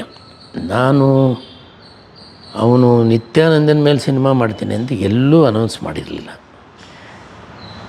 ನಾವು ಸ್ವಾಮೀಜಿಗಳನ್ನು ಬಣ್ಣವನ್ನು ಬಯಲು ಮಾಡೋದಕ್ಕೆ ನಾವೇನೋ 2012ರಲ್ಲಿ ಸಿನಿಮಾ ಮಾಡಿದ್ದೀವಿ. ಭಾಳ ಹಿಂದೆ ತಗೊಳ್ಳಿ, ಮಠದಲ್ಲಿ ಮನೆ ಮಾಡಿದವರು ಅಂತಲೂ ಏನೋ ಭಾಳ ಹಿಂದೆ ದೊಡ್ಡ ದೊಡ್ಡ ಬರಹಗಾರರು ಕಾದಂಬರಿಗಳನ್ನು ಬರೆದಿದ್ದಾನೆ. ಏನೇನೋ ಮರ್ತೋಗಿದ್ದೀನಿ, ನನಗೂ ತುಂಬ ದಿನ ಆಯಿತು. ನಾವೇನು ಹೊಸ್ದಾಗಿ ಏನು ಮಾಡ್ತಿರಲಿಲ್ಲ, ಯಾರ್ದೋ ಒಂದಷ್ಟು ಮೋಸ ಮಾಡ್ತಿದ್ದಾರೆ, ಹಿಂದುತ್ವವನ್ನು ಬಳಸ್ಕೊಂಡು ಹೆಣ್ಮಕ್ಳ ಮೇಲೆ ದೌರ್ಜನ್ಯ ಆಗ್ತಿದೆ, ಅದನ್ನು ಸ್ವಲ್ಪ ಬಣ್ಣವನ್ನು ಬಯಲು ಮಾಡೋಣ ಅಂಥೇಳಿ ಮಾಡಿದ್ರು. ಆಲ್ ಆಫ್ ಎ ಸಡನ್ ಅವನೇನು ಮಾಡಿಬಿಟ್ಟ, ನಾನು ಸತ್ಯಾನಂದ ಅಂತ ಅನೌನ್ಸ್ ಮಾಡಿದೆ. ಅದು ಸ್ವಲ್ಪ ನಿತ್ಯಾನಂದನ ಜೊತೆಯಲ್ಲಿ ಇದ್ದಿದ್ದರಿಂದ, ಹತ್ರದಲ್ಲಿ ಇದ್ದಿದ್ದರಿಂದ ಅವನು ಬಂದು, ಆಗ ನಾನು ಇನ್ಫ್ಯಾಕ್ಟ್ BJPನಲ್ಲೂ ಇದ್ದೆ. ಯಡಿಯೂರಪ್ಪ ಅವರು ಕರೆದು ಹೇಳಿದ್ರು, ಅದನ್ನು ಯಾಕೆ ಮಾಡ್ತೀರಿ, ಬೇಡ ಸಿನಿಮಾ ಅದು. ಇಲ್ಲ ಸರ್, ನಾನು ಅವನ ಮೇಲೆ ಅಂತ ನಾನೇನು ಮಾಡ್ತಾಯಿಲ್ಲ, ಯಾರೋ ಒಬ್ಬರು ಮೋಸ ಮಾಡೋರ ಬಗ್ಗೆ ನಾನು ಸಿನಿಮಾ ಮಾಡ್ತಿದ್ದೀನಿ ಅಷ್ಟೇ ಅಂತೇಳಿ ಅವನು ನನ್ನ ಮೇಲೆ ತುಂಬ ಕೇಸ್ಗಳಾಕಿ. ಅಂದರೆ ಪೋಸ್ಟರ್ ಏನಾದ್ರು ಬಿಡುಗಡೆ ಮಾಡಿದ್ರಾ? ಔಟ್ಲುಕ್ ಏನಾರು ಅದೇ ರೀತಿ ಇತ್ತು? ಅವ್ರಿಗೆ ಗೊತ್ತಾಯಿತು ಸತ್ಯಾನಂದ ಅಂದರೆ? ಅದು ಔಟ್ಲುಕ್ಕು ಎಲ್ಲ ಅದೇ ಥರ ಐತೆ. ಈಗಲೂ ನೀವು ನೋಡ್ಬೋದು ಅದು ಸಿನಿಮಾನ, ಯೂಟ್ಯೂಬಲ್ಲೆಲ್ಲ ಇದೆ ಅದು. ನೀವು ಫಸ್ಟ್ ಪೋಸ್ಟರ್ ಬಿಡುಗಡೆ ಮಾಡಿದ ತಕ್ಷಣನೇ ಕೇಸ್ ಹಾಕಿದ್ರು? ಅವರು ಕೇಸ್ ಹಾಕಿದ್ರು, ಸಿನಿಮಾ ಬಿಡುಗಡೆ ಮಾಡಬಾರ್ದು ಅಂತ ಮಾಡಿದ್ರು. ಏನಂತ ಕೇಸ್ ಸರ್ ಆ್ಯಕ್ಚುಲಿ? ಅದೇ ಈ ಸಿನಿಮಾ ನನ್ನ ಜೀವನನ ಆಧಾರ ಇಟ್ಕೊಂಡು ನನ್ನ ತೇಜೋವಧೆ ಮಾಡ್ತಿದ್ದಾರೆ ಅಂತೇಳಿ. ಇವನ್ ಟ್ರೈಲರು ಏನು ಬಿಡುಗಡೆ ಮಾಡಿಲ್ಲ, ಜಸ್ಟ್ ಪೋಸ್ಟರ್ ಅಷ್ಟೇ? ಇಲ್ಲ, ನಾವು ಸಿನಿಮಾ ಪ್ರಾರಂಭ ಮಾಡಿದ್ದೆ ನಾನು ಆಲ್ರೆಡಿ. ಆಮೇಲೆ ಒಂದು 8 ದಿನ ಶೂಟಿಂಗು ಮಾಡಿದ್ದೆ. ಅವ್ರು ಸ್ಟೇ ತಂದರು, ನಾನು ಸ್ಟೇ ವೆಕೇಟ್ ಮಾಡಿಸಿ ಸಿನಿಮಾ ಫಿನಿಷ್ ಮಾಡಿ. ನಿಮ್ಮದೇ ಪ್ರೊಡಕ್ಷನ್ನು? ನನ್ನದೇ ಪ್ರೊಡಕ್ಷನ್, ನಾನೇ ಡೈರೆಕ್ಟರ್, ಅದನ್ನು producer director for that picture. ಆಮೇಲೆ ಎಲ್ಲ ಥರ ಕೇಸ್ ಹಾಕಿದ್ರು ಎಲ್ಲ. ನಾವು ಸುಮಾರು ಹೆಚ್ಚು ಕಡಿಮೆ ಒಂದು ಕೋಟ್ಯಾಂತರ ರೂಪಾಯಿ ಕೋರ್ಟ್ಗೆ ನಾವು ಖರ್ಚು ಮಾಡಿದ್ದೀವಿ. ಸಿನಿಮಾಗೆ ಅಷ್ಟು ಖರ್ಚಾಗಿಲ್ಲ ಅನಿಸುತ್ತೆ, ಕೋರ್ಟ್ ಕೇಸ್ಗೆ ಖರ್ಚು ಮಾಡಿದ್ದು ನಾವು. ಚೆನ್ನಾಗಿ ಬಂದಿದೆ, ನೋಡ್ಬೋದು. ಅನ್ಫಾರ್ಚುನೇಟ್ ಏನಾಯಿತು ಅಂದರೆ ಸ್ಟೇಲ್ ಆಯಿತು ಸಿನಿಮಾ. ಅದು ಆ ಬಿಸಿಲೇ ಬಿಡುಗಡೆ ಆಗಿದ್ದರೆ ಚೆನ್ನಾಗಿರೋದು. ಸ್ವಲ್ಪ ಸ್ಟೇಲ್ ಆಯಿತು. ನಮ್ಮ ಮೇಲೆಲ್ಲ, ನಮ್ಮ ಆಫೀಸ್ ಮೇಲೆಲ್ಲ ಹಿಂದೂ ಸಂಘಟನೆಯವರೆಲ್ಲ ಗಲಾಟೆ ಆಯಿತು. ನಾವು ಎಲ್ಲ ಕೇಸ್ಗಳು ಹಾಕಿದ್ದು. ಅದೊಂದು ದೊಡ್ಡ ಇಷ್ಟೇ. ನೀವು ಹಿಂದಕ್ಕೆ ಹೋದರೆ ಒಂದು 12-13 ವರ್ಷದಿಂದ ಪೂರ್ತಿ ಆ ದಾಖಲೆ ಸಿಗುತ್ತೆ ನಿಮ್ಗೆ ಈಗಲೂ. ಆನಂತರ ನಾನು ಕೋರ್ಟಲ್ಲಿ first time in the history court ಹಾಲ್ನಲ್ಲಿ ನಮ್ಮ ಸಿನಿಮಾ ನೋಡಿ ಕೊನೆಗೆ ಒಂದು ಆದೇಶ ಮಾಡಿದ್ರು ಅವರು ನ್ಯಾಯಾಧೀಶರು, ಸತ್ಯಾನಂದ ಅಂತ ಟೈಟ್ಲ್ ಚೇಂಜ್ ಮಾಡಿ ಬಿಡುಗಡೆ ಮಾಡಿ ಅಂತ. ಅದು ಸತ್ಯಾನಂದ ಅನ್ನೋದು ನಿತ್ಯಾನಂದನಿಗೆ ಹತ್ತಿರದಲ್ಲಿದೆ, ಹಾಗಾಗಿ ನೀವು ಚೇಂಜ್ ಮಾಡಿ ಅಂತ.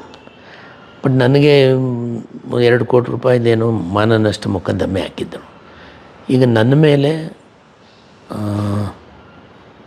ಇವರು ಯಾರಪ್ಪ ಭಾರದ್ವಾಜ್ ಅವ್ರ ಮೇಲೆ, ಇನ್ನೊಬ್ಬರು ಕನ್ನಡ ಹೋರಾಟಗಾರರು, ರಂಗನಾಥ್ ಭಾರದ್ವಾಜು, ಭೀಮಾಶಂಕರ್ ಪಾಟೀಲ್. ನಮ್ಮ 3 ಜನದ ಮೇಲೆ ಇನ್ನೂ ರಾಮನಗರದಲ್ಲಿ ಕೇಸಿದೆ. ಅಲ್ಲ, ರಂಗನಾಥ್ ಭಾರದ್ವಾಜ್ ಮೇಲೆ ಕೇಸ್ ಹಾಕ್ಲಿಕ್ಕೆ ಕಾರಣ ಅವರು ಈ ಸಿನಿಮಾ ಆದರೆ ಅವರು ನಮ್ಮನ್ನು ಎಲ್ಲ ತೇಜೋದಯ ಮಾಡಿದ್ರು ಅಂಥೇಳಿ ಒಂದು ಕೇಸ್ ಹಾಕಿದ್ರು. ಎಷ್ಟು ವರ್ಷ ಆಯಿತು ಸರ್? ಆಲ್ಮೋಸ್ಟ್ ಅಲ್ಲಿ ಇನ್ನೂ ನಡೀತಾ ಇದೆ ಅಂತ ಹೇಳ್ತಾ ನಡೀತಾನೆ ಇದ್ದಾರೆ. ಇದೆಮ್ಮ. ಮೊನ್ನೆ ನಾವು ನಮ್ಮ ಅಡ್ವೊಕೇಟ್ಸ್ ರಿಕ್ವೆಸ್ಟ್ ಮಾಡಿದ್ರು.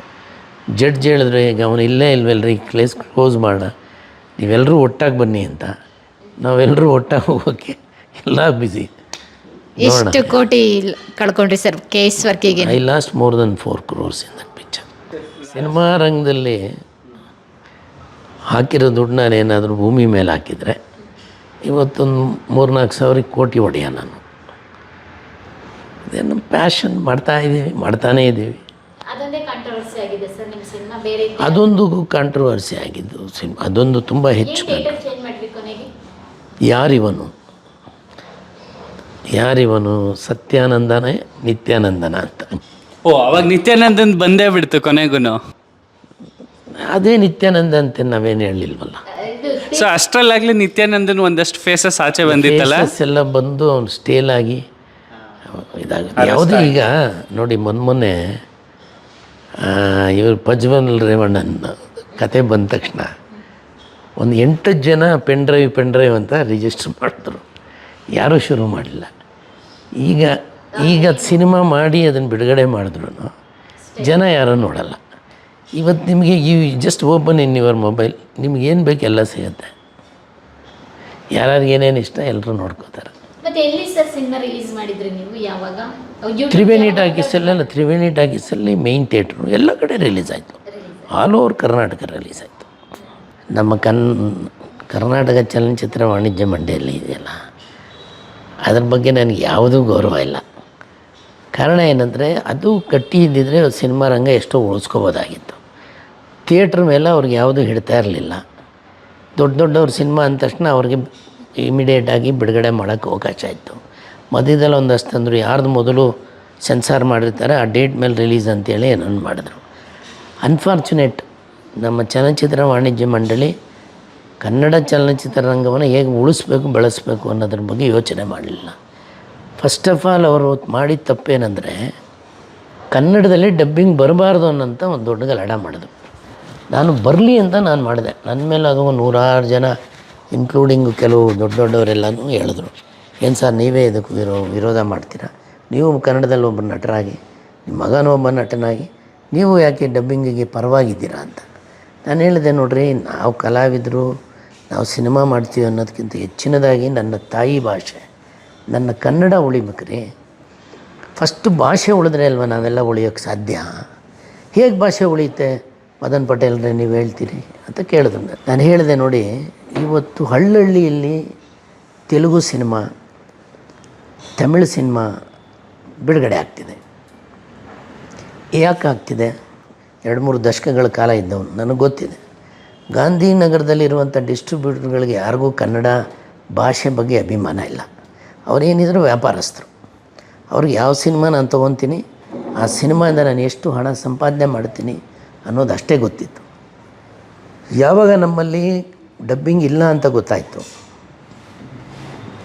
ಡಬ್ಬಿಂಗ್ ಮಾಡಬಾರ್ದು ಅಂತಿತ್ತು, ಆವಾಗ ಅವರೇನು ಮಾಡ್ತಿದ್ರು, ಒಂದು ಸಣ್ಣ ಸಿನಿಮಾ ಕನ್ನಡದಲ್ಲಿ ಮಾಡಬೇಕಿದ್ದರೂ ಅವತ್ತು ಕನಿಷ್ಠ 40-50 ಲಕ್ಷ ರೂಪಾಯಿ ಬೇಕಾಗಿತ್ತು. ಒಬ್ಬ 50 ಲಕ್ಷ ರೂಪಾಯಿ ಹಾಕಿ ಸಿನಿಮಾ ಮಾಡುವಂಥ ಒಬ್ಬ ನಿರ್ಮಾಪಕನಿಗೆ, ಅವನಿಗೆ ಅವಾಗ 7 ಏರಿಯಾಗಳಿತ್ತು ನಮ್ಮಲ್ಲಿ.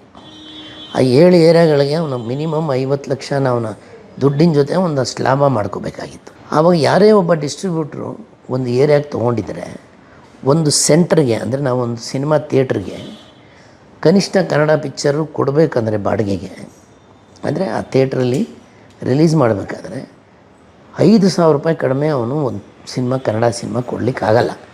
ಯಾಕಾಗಲ್ಲ ಅಂದರೆ, ಅವನು ಅಷ್ಟು ದುಡ್ಡು ಕೊಟ್ಟು ತೊಗೊಂಡಿರ್ತಾನೆ ಅದನ್ನ. ಅದೇ ಅವನೇನು ಮಾಡ್ತಾನೆ, ಒಂದು ದೊಡ್ಡ ಹಿಟ್ಟು ತೆಲುಗು ಪಿಕ್ಚರ್ನ, ತಮಿಳು ಪಿಕ್ಚರ್ನ ಇಡೀ ಕರ್ನಾಟಕಕ್ಕೆ 50 ಲಕ್ಷ ರೂಪಾಯಿ ತಂದಿರ್ತಾನೆ. ಅವನೇನು ಮಾಡ್ತಾನೆ, ಒಂದು ಸೆಂಟ್ರಿಗೆ 500 ರೂಪಾಯಿಗೆ ಕೊಡ್ತಾನೆ. ಥಿಯೇಟ್ರ್ನವ್ರಿಗೆ ಏನು ಬೇಕು, 500 ರೂಪಾಯಿ ಸಿನಿಮಾ ತಂದರೆ ಹೆಚ್ಚು ಲಾಭ ಅವ್ರಿಗೆ ಬರುತ್ತೆ. 5,000 ರೂಪಾಯಿ ಕನ್ನಡ ಸಿನಿಮಾ ಹಾಕಿ ಅವ್ರಿಗೆ ಲಾಭ ಕಡಿಮೆ ಬರ್ತಿತ್ತು. ಆವಾಗೇನಾಗಾಯಿತು, ಬಿ ಸೆಂಟರ್, ಸಿ ಸೆಂಟ್ರ್ನಲ್ಲೆಲ್ಲ ತೆಲುಗು, ತಮಿಳ್ ಸಿನಿಮಾ ಹಾಕ್ಲಿಕ್ಕೆ ಪ್ರಾರಂಭ ಮಾಡಿದ್ರು. ಡಬ್ಬಿಂಗ್ ಬೇರೆ ನಮ್ಮಲ್ಲಿ ಇದಿತ್ತು, ವಿರೋಧ ಆಯಿತು.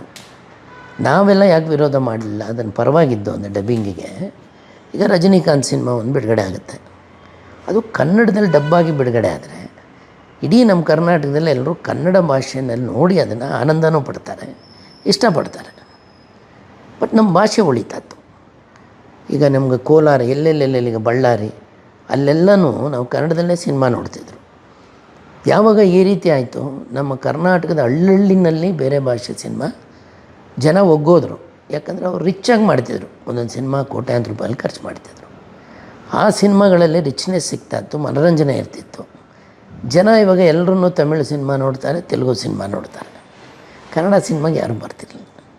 ಆ ಕಾರಣದಿಂದ ನಾನು ನನ್ನ ಜೊತೆಗೆ ಒಂದಷ್ಟು ಜನ ಎಲ್ಲ ಸೇರಿ ನಾವು ಕನ್ನಡದಲ್ಲಿ ಡಬ್ಬಿಂಗ್ ಬರಲೇಬೇಕು ಅಂತೇಳಿ ಮಾಡಿದ್ದು. ಇವತ್ತು ನಮಗೆ ಭಾಳ ನೋವಾಗತ್ತೆ ಒಬ್ಬ ಕನ್ನಡಿಗನಾಗಿ.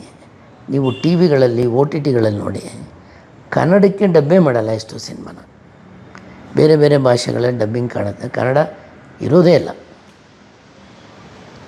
ನಿನ್ನೆನೋ ಮೊನ್ನೆನೋ ಎಲ್ಲೋ ಯಾರೋ ಒಂದು ಹೇಳ್ತಾಯಿದ್ರು, ಸರ್ ನೀವೆಲ್ಲ ಅವಾಗ ಮಾಡಿದರೆ ಅಟ್ಲೀಸ್ಟ್ ಆ ಕಾಲದಲ್ಲಿ ಒಂದು 20 ವರ್ಷದ ಹಿಂದೆ ನಮ್ಮ ಎಲ್ಲ ನಟರು ಎಲ್ಲ ವಿರೋಧ ಮಾಡಿದ್ರು, ಮಾಡದೆ ಹೋಗಿದ್ದಿದ್ರೆ ಇವತ್ತು Shivaraj Kumar is also acting in pan Asia. ಅವ್ರಿಗೆ ತಮಿಳು ಬೇರೆ ಸಿನಿಮಾಗಳಲ್ಲಿ ಮಾಡ್ತಾಯಿದ್ದಾರೆ, ಅವ್ರಿಗೆ ಇನ್ನೂ ಮಾರ್ಕೆಟ್ ದೊಡ್ಡದಾಗ್ತಿತ್ತು. ಶಿವರಾಜ್ ಕುಮಾರ್ ಆಗಲಿ, ನಮ್ಮ ಸುದೀಪ್ ಆಗಲಿ, ಅವರೆಲ್ಲ ದೊಡ್ಡ ದೊಡ್ಡ ಹಿಂದಿನಲ್ಲಿ ಸ್ಟಾರ್ ನಟರಾಗ್ತಿದ್ರೇನು.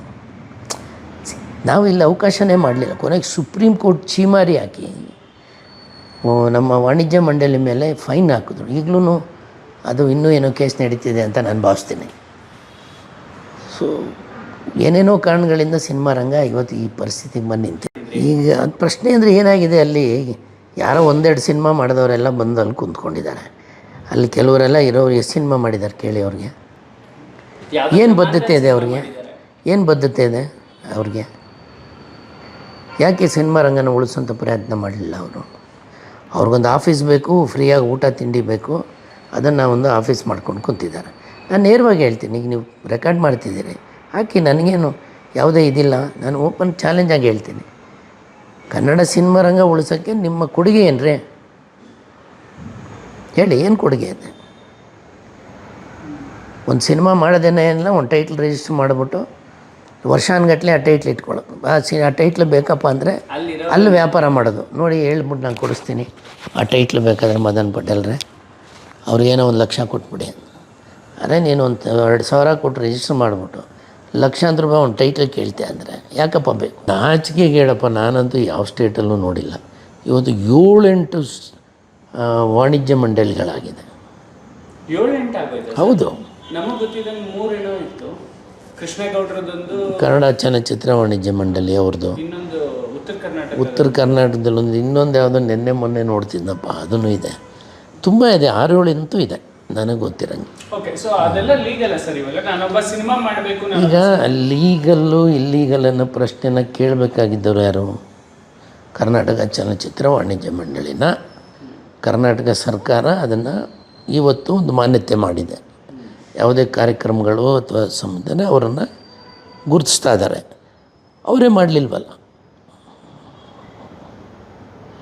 ಅವ್ರು ಕೇಳ್ಬೋದಾಗಿತ್ತು ಹೋಗಿ, ಸರ್ ಇದನ್ನು ಬೇರೆ ಬೇರೆ ವಾಣಿಜ್ಯ ಮಂಡಳಿಗಳನ್ನ ನೀವು ರೆಕಗ್ನೈಸ್ ಮಾಡಬೇಡಿ, ಅದರಲ್ಲಿ ಏನಾದ್ರು ಸಿನಿಮಾ ಮಾಡಿದರೆ ಅವ್ರಿಗೆ ನೀವು ಸಬ್ಸಿಡಿ ಕೊಡಬೇಡಿ ಅಂತ ಯಾವ ಥರ ಕೇಳಿದಾರ? ಮಾಡ್ತಾ ಇದ್ದಾರೆ. ಸಿನಿಮಾನೇ ಮಾಡದೇ ಇರೋರೆಲ್ಲ ವಾಣಿಜ್ಯ ಮಂಡಳಿ ಮಾಡ್ಕೊಂಡಿದ್ದಾರೆ. ನಾವು ಹೆಚ್ಚು ಕಡಿಮೆ 40 ವರ್ಷದಿಂದ ಸಿನಿಮಾ ರಂಗದಲ್ಲಿ ಇತ್ಕೊಂಡು 93ರಿಂದ ನಾವು ಸಿನಿಮಾಗಳನ್ನು ಮಾಡ್ಕೊಂಡು ಬಂದು ಅದರ ನೋವು ನಮಗೆ ಗೊತ್ತಿದೆ.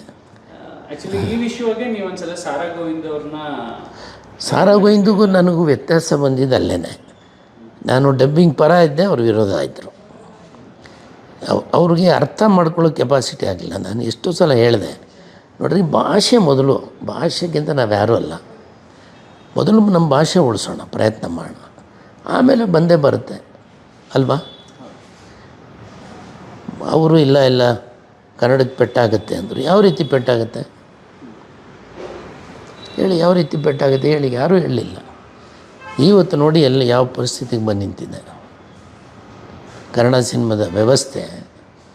ಅಫ್ಕೋರ್ಸ್ ಇವತ್ತು ಎಲ್ಲೂ ಮೊನ್ನೆನೂ ನಾನು ಬಾಂಬೆಗೆ ಹೋಗಿದ್ದೆ. ನಮ್ಮ last Monday was in Mumbai. ಅಲ್ಲೂ ಯಾವುದೂ ಏನು ಅಲ್ಲಿ ಮರಾಠಿ ಸಿನಿಮಾ ಆಗಲಿ, ಹಿಂದಿ ಸಿನಿಮಾ ಆಗಲಿ, ತಮಿಳ್ನಾಡಾಗಲಿ, ಆಂಧ್ರ ಆಗಲಿ ಎಲ್ಲ ಕಡೆ ಇದೆ. ಹೊಸಬರಿಗಂತೂ ಸಾಧ್ಯವೇ ಇಲ್ಲ. ಯಾರೋ ದೊಡ್ಡ ದೊಡ್ಡ ಸ್ಟಾರ್ಗಳಿಗೆ ಅವ್ರದ್ದು ಒಂದು ಅಭಿಮಾನಿ ವೃಂದ ಇದೆ. ಮೊದಲು 3 ದಿನ ಜನ ಬಂದೇ ಬರ್ತಾರೆ. ಚೆನ್ನಾಗಿಲ್ಲ ಅಂದರೆ 4ನೇ ದಿನದಿಂದ ಅವ್ರಿಗೂ ಏನು ಬರೋದಿಲ್ಲ. ಕಷ್ಟ ಇದೆ. ಈಗ ಎಷ್ಟೋ ಥಿಯೇಟ್ರ್ಗಳೆಲ್ಲ single screen is almost vanish ಆಗ್ತಾಯಿದೆ. ಸಿಂಗಲ್ ಸ್ಕ್ರೀನ್ ಥಿಯೇಟರ್ಸ್ ಎಲ್ಲ ಇವತ್ತು ಮಾಲ್ಸ್ ಆಗ್ತಾ ಇದೆ. ಕರ್ನಾಟಕ ರಂಗದಲ್ಲಿ ಮೊದಲು ನೀವೇನು ಸಿನಿಮಾ ಬಿಡುಗಡೆ ಮಾಡಬೇಕಂದ್ರೆ ಥಿಯೇಟ್ರ್ಗಳನ್ನು ಕೊಡಿ. ಪ್ರತಿಯೊಂದು ಬಸ್ ನಿಲ್ದಾಣದ ಮೇಲೆ 2 ಥಿಯೇಟ್ರ್ ಕಟ್ತೀನಿ ಅಂತ ನಾನು ಮುಂದೆ ಬಂದಿದ್ದೆ.